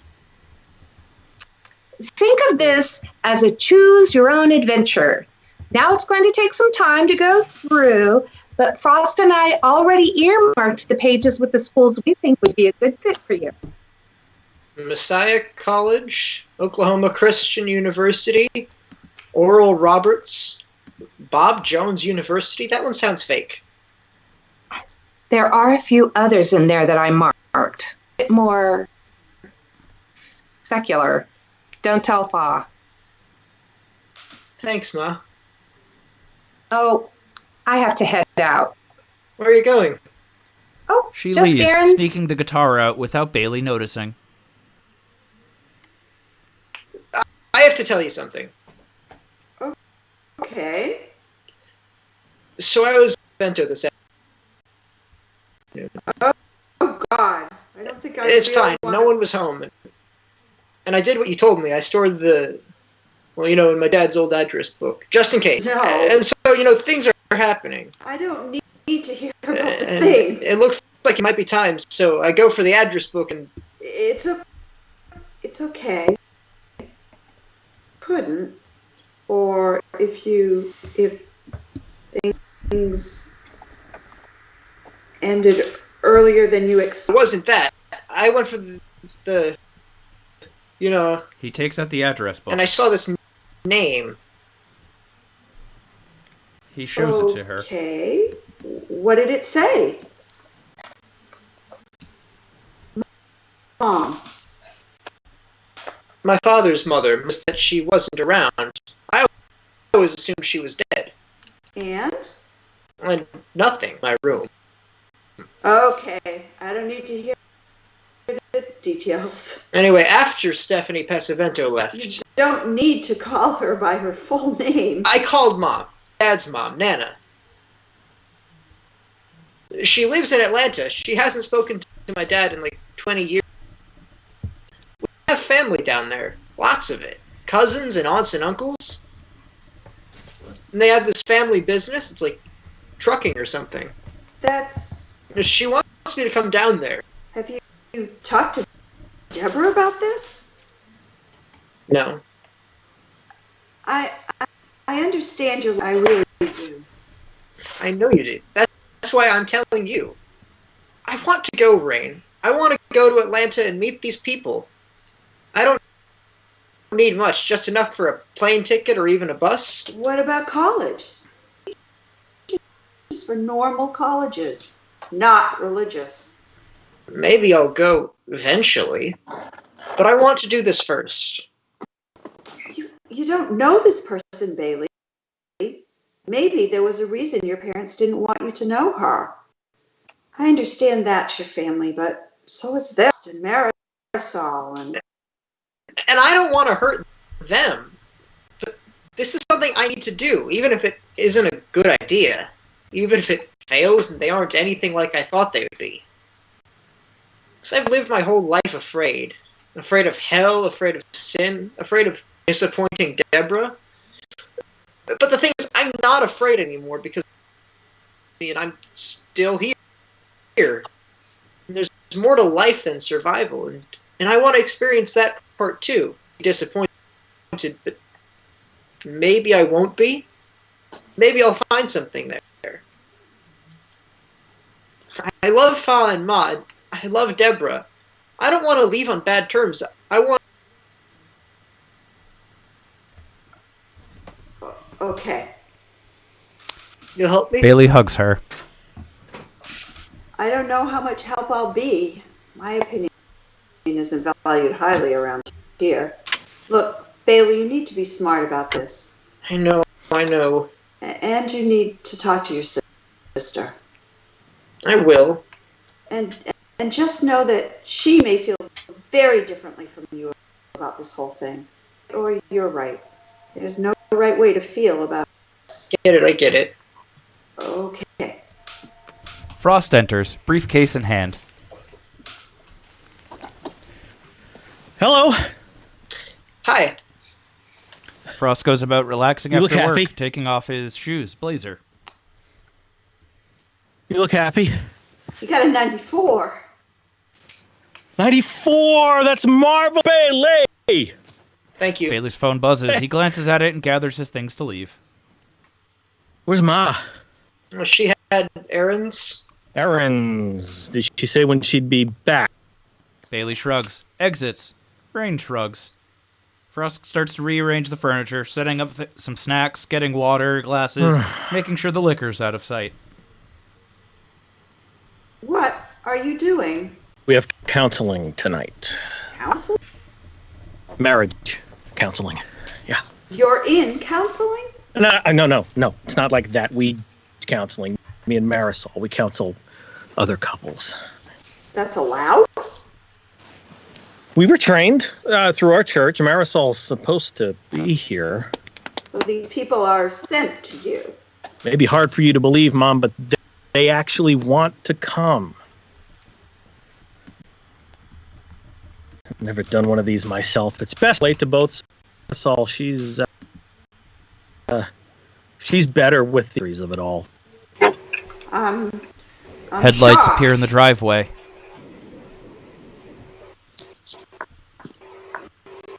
They're here. Well, good luck. Oh. Can you stay? No. Just until Marisol gets back. You don't have to counsel them. Don't say anything. Footsteps in the driveway. Mom, come on. Please. These people need our help. They're headed to divorce. Good people. There's a knock at the door. They have a kid. Come on. Frost opens the door. Jess enters. Yes?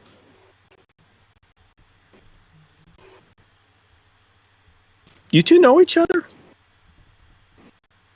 She phone banks at our offices. Is Dudley coming separately? He's running late. Got stuck at the hospital, and I still managed to be here on time, but whatever. I can't compete with dying people, right? Where's Marisol? She's also... My mother was just gonna sit in until Marisol gets back, if that's all right with you, of course. Maybe this isn't such a good... No, it's fine. Great. Well, let's take The a group seat. sits. Silence. A few moments of offering snacks, water. Should we get started without Dudley? So, Jess, last talking about issues you were having dealing with your mom. You want to tell me more about that? She still doesn't think I spend enough time with her. My sisters, they're all up. I've been really busy with the campaign and the baby. And Dudley's... He's been disappointed with the lack of attention he's been getting lately.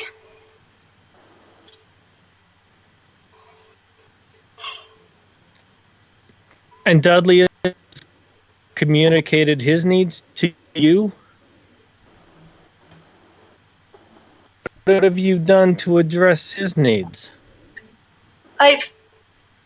Well, the thing is, my mom, she's older. She's not healthy. I'm sorry to hear that. And it's like, well, I just kind of need Dudley to suck it up for a little while, okay? It can be very challenging, especially in situations like this, to remember that when you marry, you sever a bond with your parents to create a new attachment with your family. Well, You have to remember the priorities. Genesis 2:24, right, states, "A man shall leave his father and his mother and shall cleave unto his wife." Yes, but what about a daughter? It's the same thing. so she's supposed to just abandon her sick mother because her husband is feeling a little left out lately? Leaving and abandoning relationship with your parents, it just means that you manage your family different now that you have a case where, well, in a case such as yours, right, where a parent may want to reattach to their child as though they were still a husband or wife. Surely she can be many things, but the first and foremost thing is she is, just like Dudley is, firstly a husband. Roles. I wonder if Dudley is worried that by prioritizing your work, child, and mother over spending time with him, if he feels disrespected. I don't know. Probably. Respect is important in all marriages, but especially with men. If men don't feel respected by their wife, his husband is vulnerable. What if you're finding fewer and fewer things to respect? Sounds like you're focusing on his weaknesses, and that's not allowing you to see his strengths. Dudley's greatest strengths. He's a good dad. Okay, that's very important. He's a good dad. And he has a good sense of humor. Good. But he's also just... Let's focus on his strengths. Philippians 4:8, whatever is true, whatever is honorable, whatever is right, whatever is pure, whatever is... It's the long... If there's any excellence and anything worthy of praise, dwell on these things. When in doubt, keep your faith in God, not in Dudley. And you'll never be disappointed back to your husband.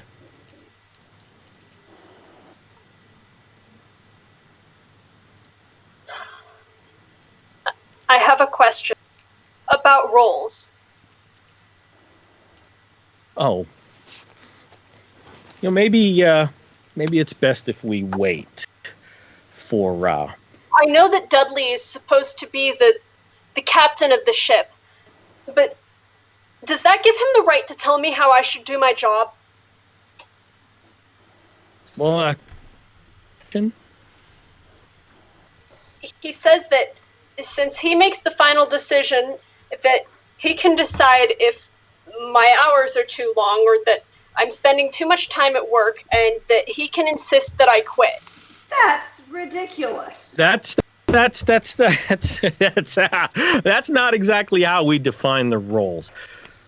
A husband is the captain, of course. But husband, he will listen to the desires and needs of his wife and take those into account before... So he's not a good husband. I didn't say that. You just said that if he doesn't take my needs into account, then... I said that ideally. I said ideally he does. So he doesn't have to? He should. And if he doesn't? then he has a flaw. We all do. It sounds like this is something you would like Dudley to work on. Would you say that it's unchristian of him? Trying to do that? Trying to control me? Isn't that emotional abuse? I wouldn't. I don't. Maybe you should talk to the pastor. Because if it's unchristian, it sounds for a divorce. Just because you can get. So I can? No. I mean, technically, yes, but it doesn't mean that you should. That I should do what I want? That you should get divorced. But if I did get divorced and it was because of emotional abuse, then... Again, I don't know exactly how we define emotional abuse. Do you have the pastor's number? I think this is something... I could still, come to church, right? Because, I really like it there. The walls are so bare. It's nice to see a bare wall once in a while. And everyone has been so welcoming to me. I've never had so many people want to introduce themselves to me who weren't trying to network. And it's nice, too. People being so worried about your soul. It feels good to know that people care. Her phone buzzes. He's not coming. Oh, I'm sorry to hear that. Mitchell. Okay, if that's what you want. Jess gathers her belongings and says goodbye. Yeah. Frost goes about cleaning the room. Rain watches Jess turn and notice the pile of Zoe Sachs signs. She smiles, takes ones, and exits. Frost tosses things back into the cupboard, frustrated. Where is she? I need her for this. I can't just... You know how bad it looks when a man is telling us? In fact, I do. This was a mistake. These are the kind of things that set us back. This is why we're supposed to do it together. So that Marisol can field, the role quicken. I don't know what I do. I'm sorry it didn't go the way you'd hoped. Now she's going to get divorced because of me. She's not divorced because her husband sucks.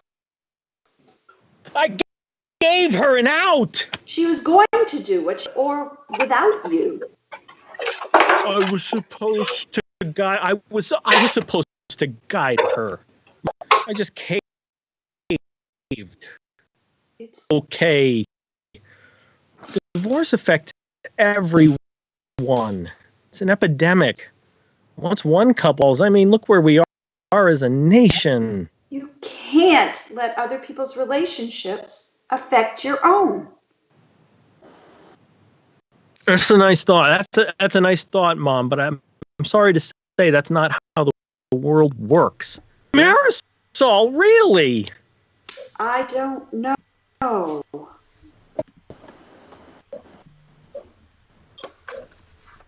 Do you think?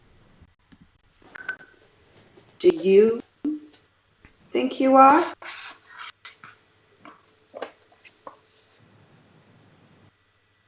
Let's see what the kids are up to. Scene fades. Scene 11. Rain is on the phone, struggling to hear over the voices spilling in from the other room.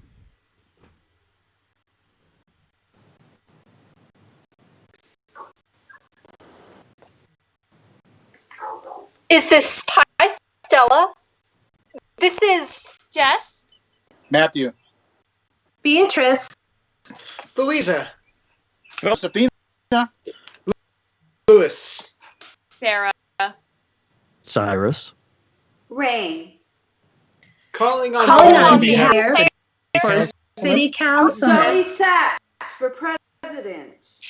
As You know, election day is Election tomorrow. day is I'm tomorrow. calling because election day is tomorrow. And I'm checking in to see if you know where you... Hello? This is Ernst.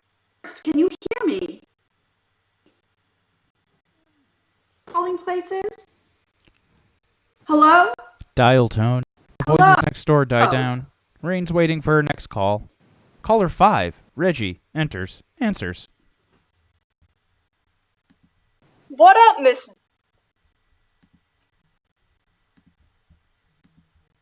Hey, Reggie.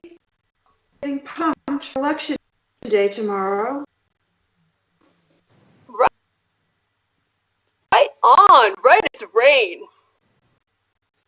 Just calling to make Super stoked to vote for council, let me tell ya. he'll appreciate it. As would Zoe Sachs. Toads. Reggie, what's going on? It pains me to tell you this, but Why? Reggie, you can't vote for Nilsson. You just can't. oh no, dude, no way, never. Well, then what's the problem? Well, Green Party? yeah, him. And I just think, we gotta blow this. I was listening to a podcast, and it was like, we're trapped, right? We're consumers of the broken American political system that's run entirely by special interest groups like politicians and like the intelligentsia and the Illuminati, and it's just time to say no. I appreciate what you're saying, Reggie, but you have to remember where you live. This is a swing state. Your vote for Bert Connolly is really a vote for Petrus Nilsson. That's where I disagree. My vote for Bert Connolly is a vote for Bert Connolly. It's a vote for systemic change. Reggie, that's sweet, but that's not how it works. Look. I'm not. You can't tell me who to vote for. I'm not. I would never do that. I'm just saying that sometimes you need to think rationally. And I'm saying sometimes you need to think big, Rain. First of all, Zoe Sachs is going to win, no question. And if she doesn't, maybe a term under Nilsson would be the thing that prompts real transformation. But think of the damage that could be done in the meantime.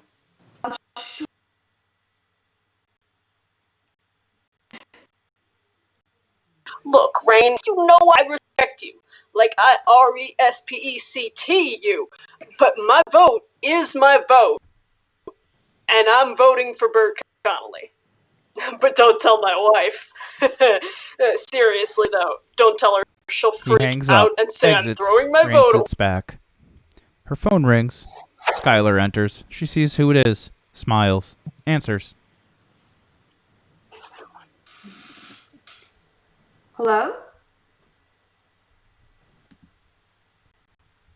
I'm reminding them there's. I got a little bit jealous. Well, I figured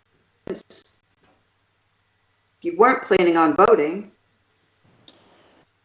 When you say it like that, it sounds like I have a choice.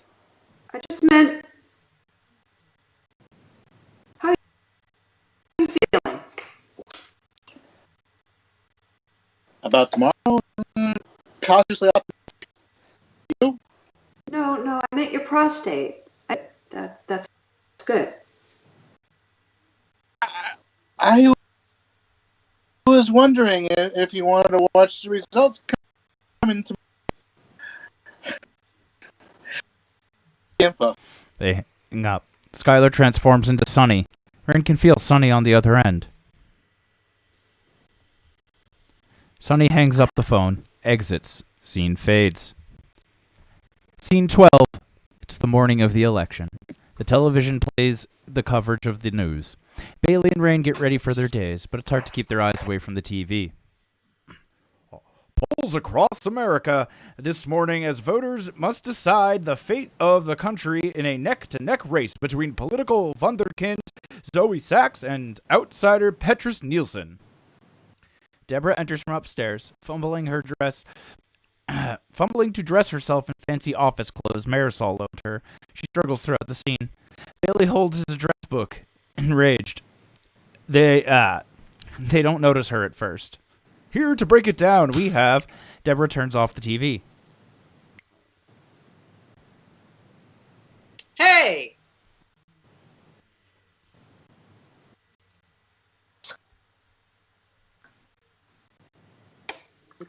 Looks like that book. Why is this number circle? See, you What? knew about Nana.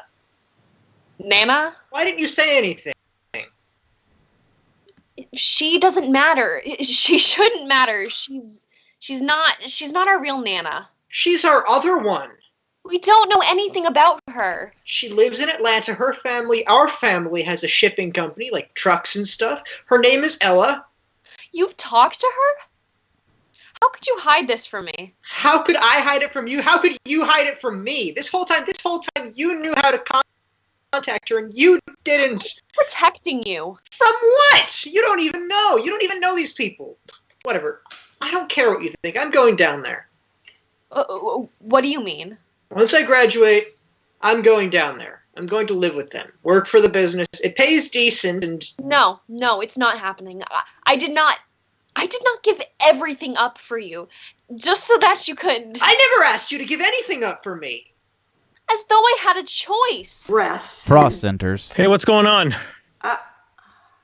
Bailey wants to move to Atlanta. For Emory? No, not for Emory.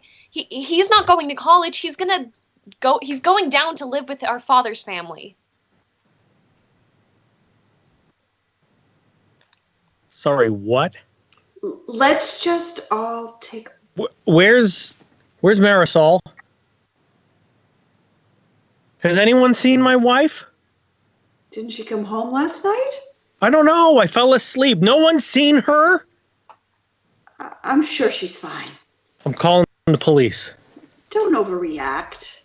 My wife Marisol is enters missing. through the front door, carrying her guitar. What happened? What's going on with your guitar? Why is Bailey still here? You're going to be late for school. Where were you? Are you okay? I'm fine. Bailey, move it. We'll talk about this later. We'll talk about this Rain now. helps usher Where Bailey were and you? Deborah out the front door. I had a gig. And when were you going to tell me this? Eventually. And why were you out all night?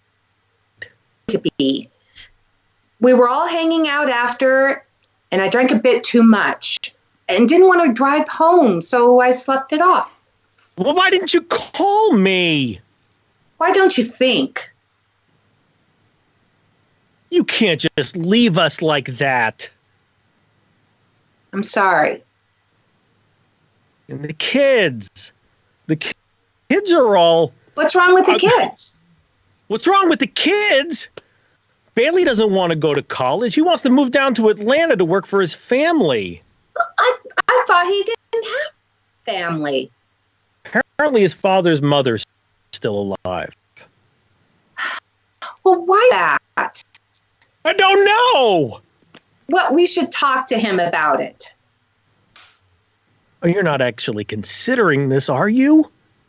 We can't ship him off to some stranger. I should ship him off. It's just, look, if he has family, if he real family, Real? biological family, I think we owe it to him to investigate it. What do you think, Rain? Well, I think it's worth looking into. She does. It could be good for him, and Deborah too. Take some of the pressure off. Just stop. Slow down. You can't just come in here and upend everything. Tell me I need to you came ship home my suddenly kid born off. again. What are you talking about? How you brought that into my house? What are you talking about? Nothing. Never mind. It's about Bailey, isn't it? What do you mean? About what you think is best for him. You want to leave. You want to leave, but you can't leave until the kids are taken care of. You got Deborah and that job, and Bailey's got that grade, and now he just may get into college. And then you can go. Tell me I'm wrong.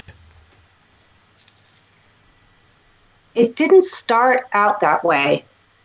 It's not something I planned step by step. Well, I don't know. Maybe it was. I can't tell anymore, Frost, because I have no idea what I think. I'm suffocating, and I'm just trying to. Marisol almost lets out the primal scream. But why? This I wanted. Built this together. You built it out of desperation. I supported you. I wanted you to feel better.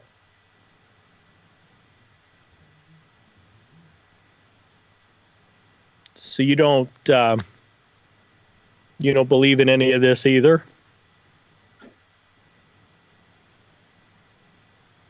It doesn't help you?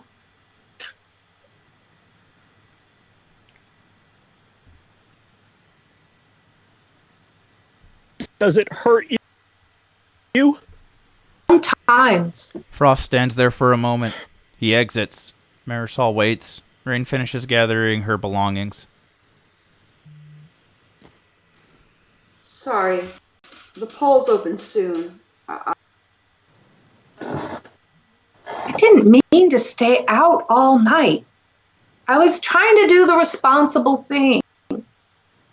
I know. I'm not trying to get rid of the kids. I want them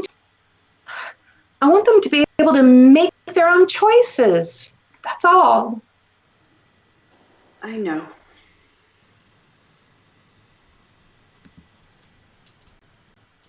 I love Frost. Our life together. I get it.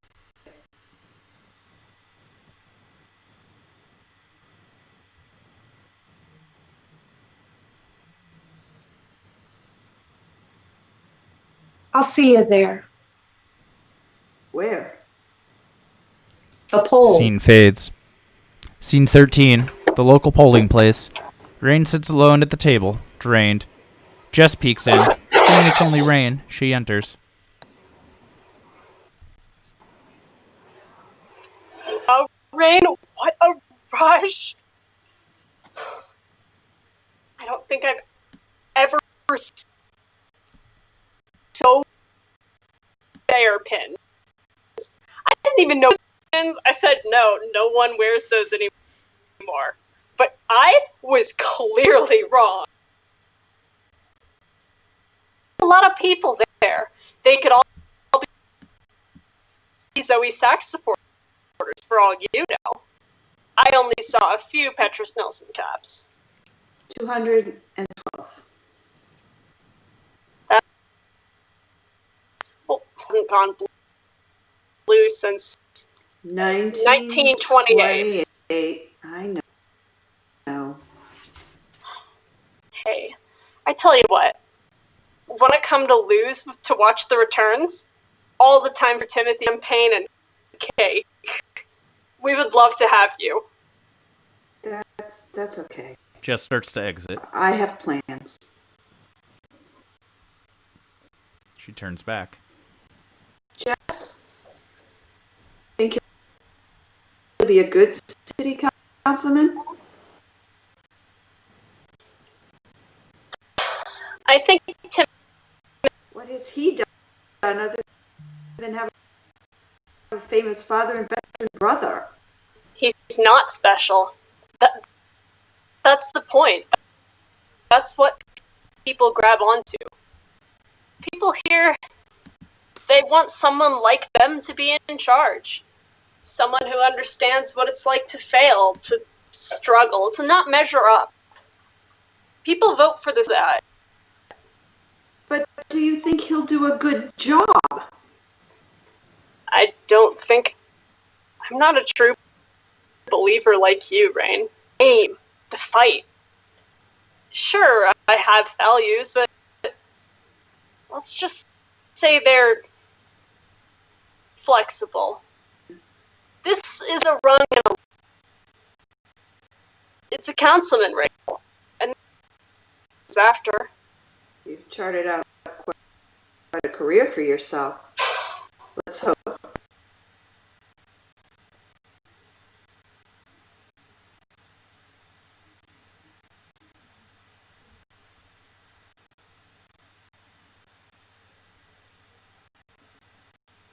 I really do. And the things they preach. Well, some of it is garbage.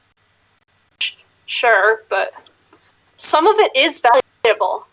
It doesn't bother you that you go to this place and pray with these people and you pretend that you're like them, but you're not? I mean, there are people on your staff, people in the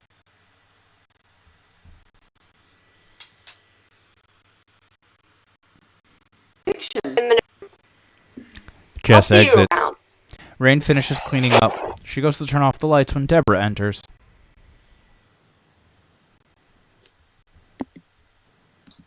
Did I miss it? Ugh, fucking stoplights. Afraid so. Yeah, I asked to leave work early and my boss still wouldn't let me go. It's bullshit. That's unfair. You know what? Fuck this. I'm over it. What are you doing? Quitting. DEBORAH, think for a minute. I am. I'm thinking about me. I never wanted this job. It pays worse than Sam's by, like, a lot. You know I was an assistant manager? That's like a big deal. And now I'm some stupid receptionist for what? Just so that I can put some fancy company on my resume? So that I can turn out just like MARISOL? Sometimes I just want to... Do it.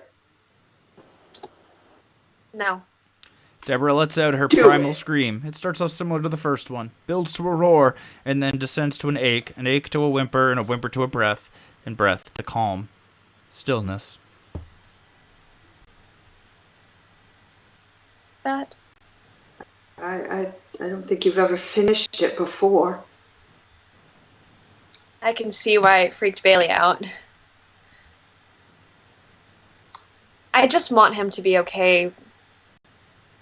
I want it more than I've ever wanted anything. He wants the same for you. I know. I don't want to go to Atlanta. I don't want to meet them. That's okay. I don't know why I don't want to. They just don't feel like family to me, I guess. I guess I don't know what family feels like. What does family feel like?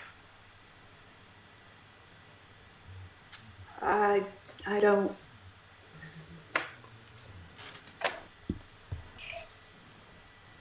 What kind of silence is it? I'm not the best Is it person. open silence? It can be, I guess. Is it a safe silence? At its best. It's like anything else. A series of inelastic collisions. Huh. That's what Billy calls life. A series of inelastic collisions. Something about a car and a tree. Right. Not every collision is bad, though. A bump into an old friend or a new one. Eating a popover. My hand on the ballot. I'm gonna lodge a complaint with HR. I think that's a good idea. And write a letter to someone. Congress? Senator? Can a city councilman help with that? And the polling places should not close this early. People have jobs. You can't just disenfranchise the workers. Those are good points. All right. Well, I'll see you at home, I guess. Hey, Deborah, just out of curiosity. You can't ask me who I was going to vote for. Deborah leaves. The scene fades. Scene 14. A street corner in front of a number of bars. Each bar is filled with patrons watching and responding to the election results. Noise from the news coverage and the people reacting inside spills out into the cool November street. Rain stands outside, on the phone, finger to her ear, trying to hear. She leaves a message.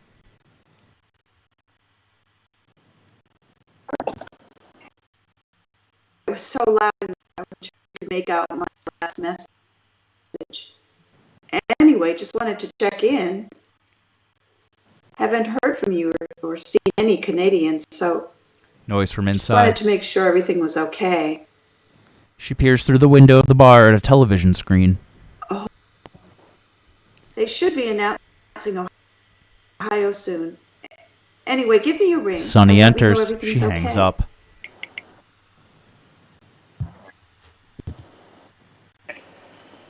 He's not coming. Sonny, I've always said you can't trust a mechanic. you've literally never. Bad about Canadians, but I've always felt it.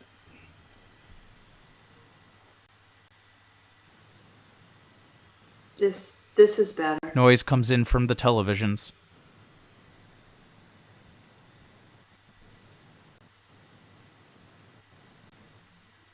Ohio has predicted every election Predicted every election since 1964. Rain. What? Usually you make things tidier, things up in a bow. Reassure me that everything is fine. That I didn't. It's good though that you don't do that anymore. If it helps. I don't know if he knows that I do either. Were you jealous of Frost? Jealous that he went off to start a new life? Yes. You wanted a new life, Angela. Just a moment. I wanted a new life with you, Rain. Satisfied. Well, everyone? Not me. I had everything I wanted. That's what made it hard, Rain, to know that our life wasn't enough for you. I don't know. We do apologize? Apologize filled by my life? No. I shouldn't have handled things the way I did. I shouldn't have closed off in retaliation for not getting things right for you. You were my ground. I should have worked harder to be yours. No. It wasn't. It was real, though. We were a part of something. We were. The election results come Part in. of She looks something. through the window. Sachs has lost Ohio. Sonny disappears. Frost enters. It's okay. Florida is close. Hi. Hi. Well, what are you? I was meeting someone, but they never showed. You? Short. Oh. Good. Yeah, that's good. So Nilsson took it. It's too close to tall. Well, the outcome since 1964.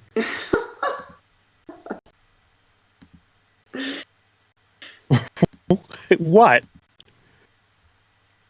Nothing. The country Let's not will. let's not do that tonight. Okay. Okay.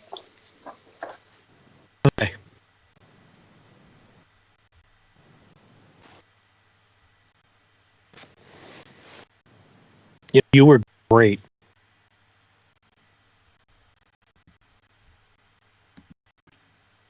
I mean it. Thank you. I'm sorry your career didn't turn out the way you wanted it to.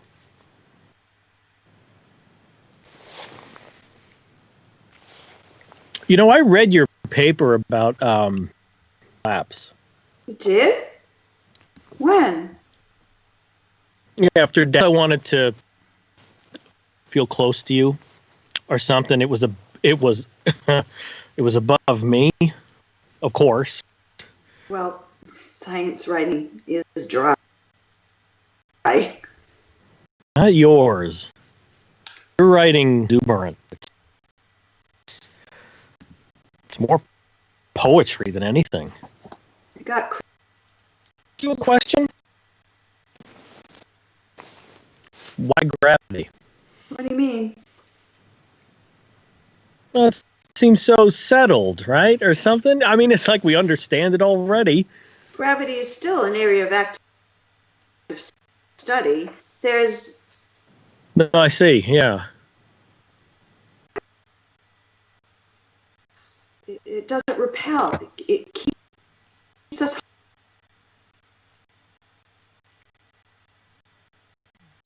Right. I wanted to be like that for.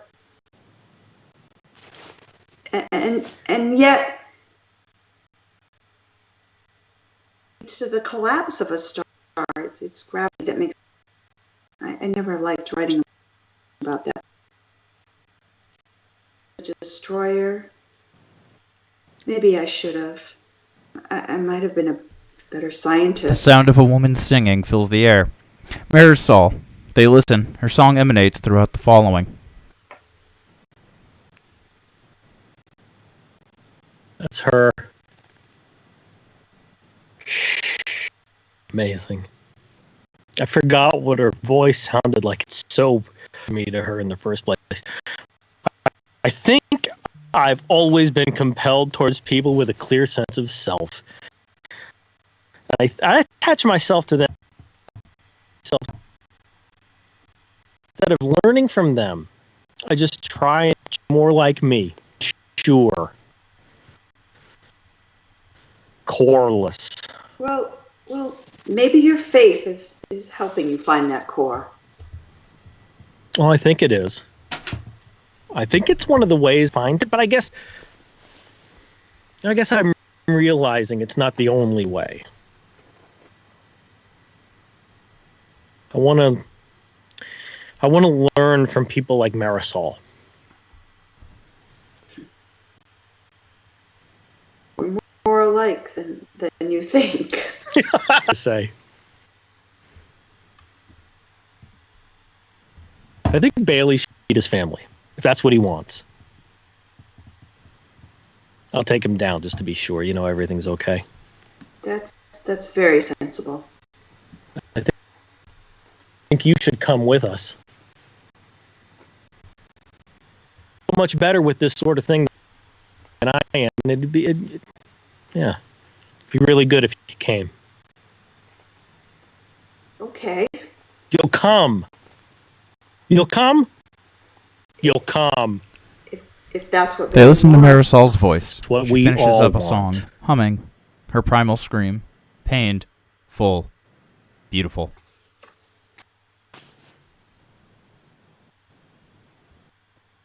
I should probably. Yeah. Do you Rain want? sticks Do you out want her to? hand No, to you shake. go ahead. Frost takes it, but he doesn't shake it. He holds it. For a moment, rain, the weather this time, starts to fall. He looks up at it, chuckles. Her eyes are fixed on him.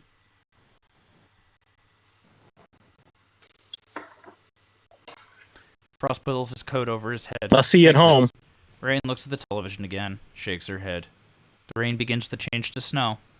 She looks at the snow falling, letting flurries fall into her face for a few moments. She takes out her phone, dials. Frost enters on the phone. Everything okay? Yells and jeers from inside the bar spill out. The official results are in. Can you hear me? I hear you. I wanted to say hi. End of play. Hi, Mom. Thank you, everybody, for being a part of our first ever live streamed performance. I know we had some technical difficulties along the way. Thank to you for everybody who stuck it out. Once again, there is an audience feedback survey as well as more information about how you can support Q0 in the description box of the video on the YouTube page.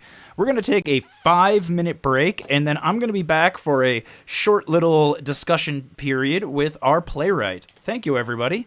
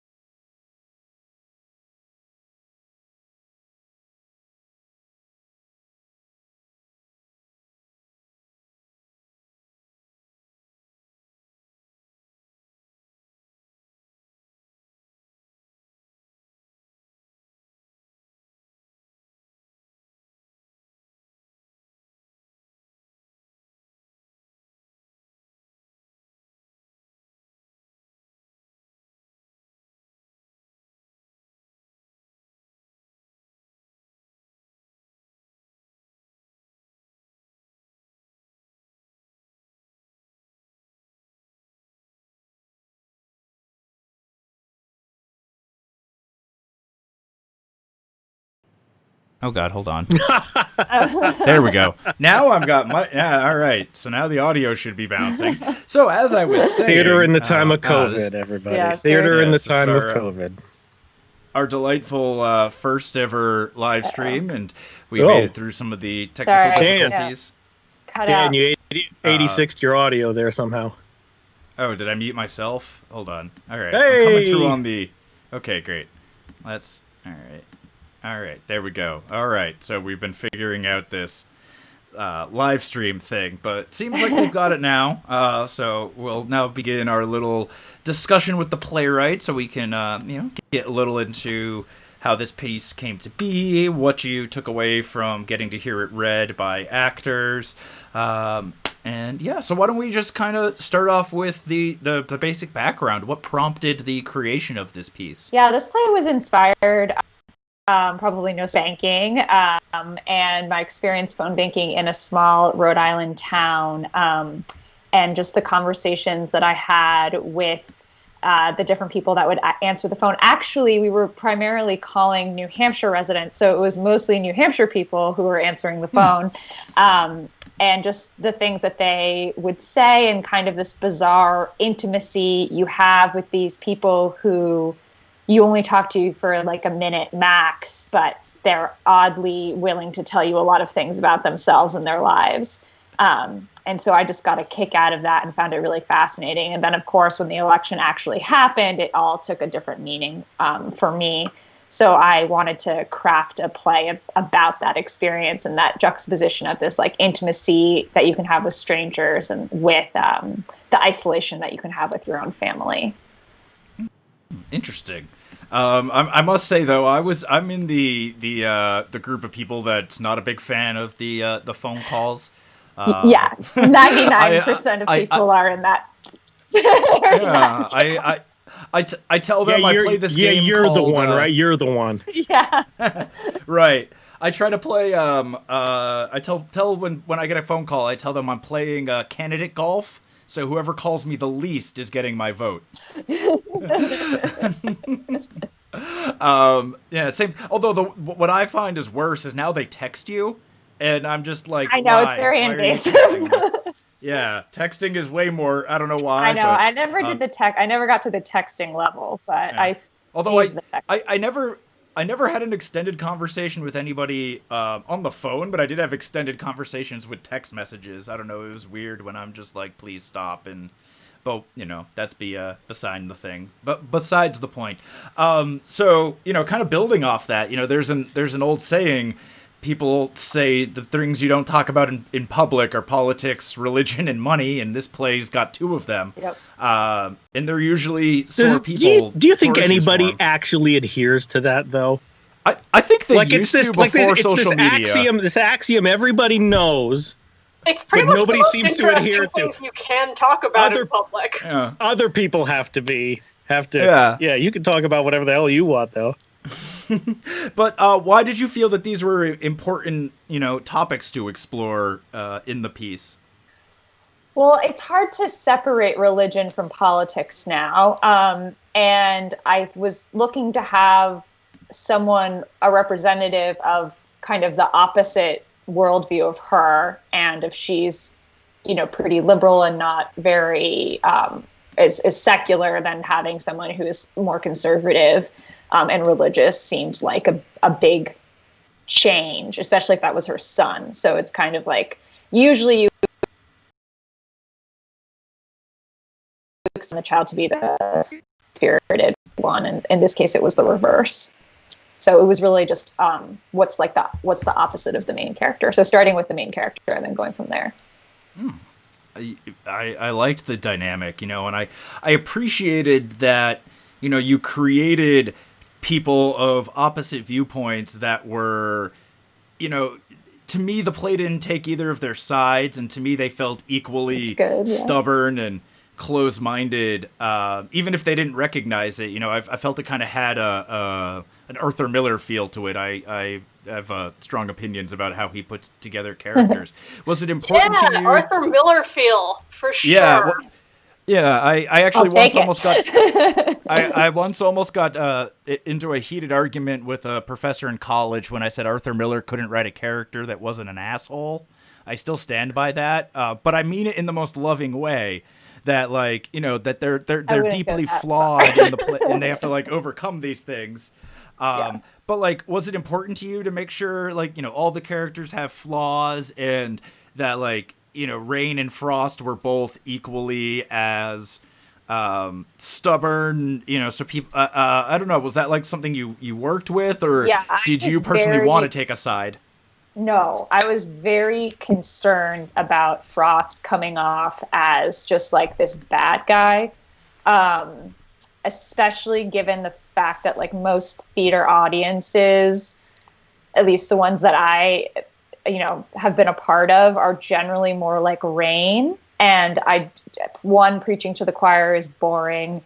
And also, I just don't think it's really, I wanted Frost to be a human and not just like this like villain character, because ultimately this was going to be a story about a love story between of reconciliation between a mother and son, and in order for that to be possible and for the audience to like want that, I think you need to understand where he's coming from. So that's definitely making sure Frost is likable is not the correct word, but making sure that there's like you can empathize with him or that you understand him was very important to me. I think that they all came process. off as human. They weren't caricatures. Very, very full. Frost feels very defined and real, and he's chewy enough for 2 hours. Absolutely, I think. Yeah. Yeah. Again, I think that's like what came back to like, because when I was first reading the play, again, I'm a very non-traditional person when it comes to politics, and that's all I'll say. And when it comes and at first, like, my gut was going to be like, oh no, this is going to be preachy one way or the other.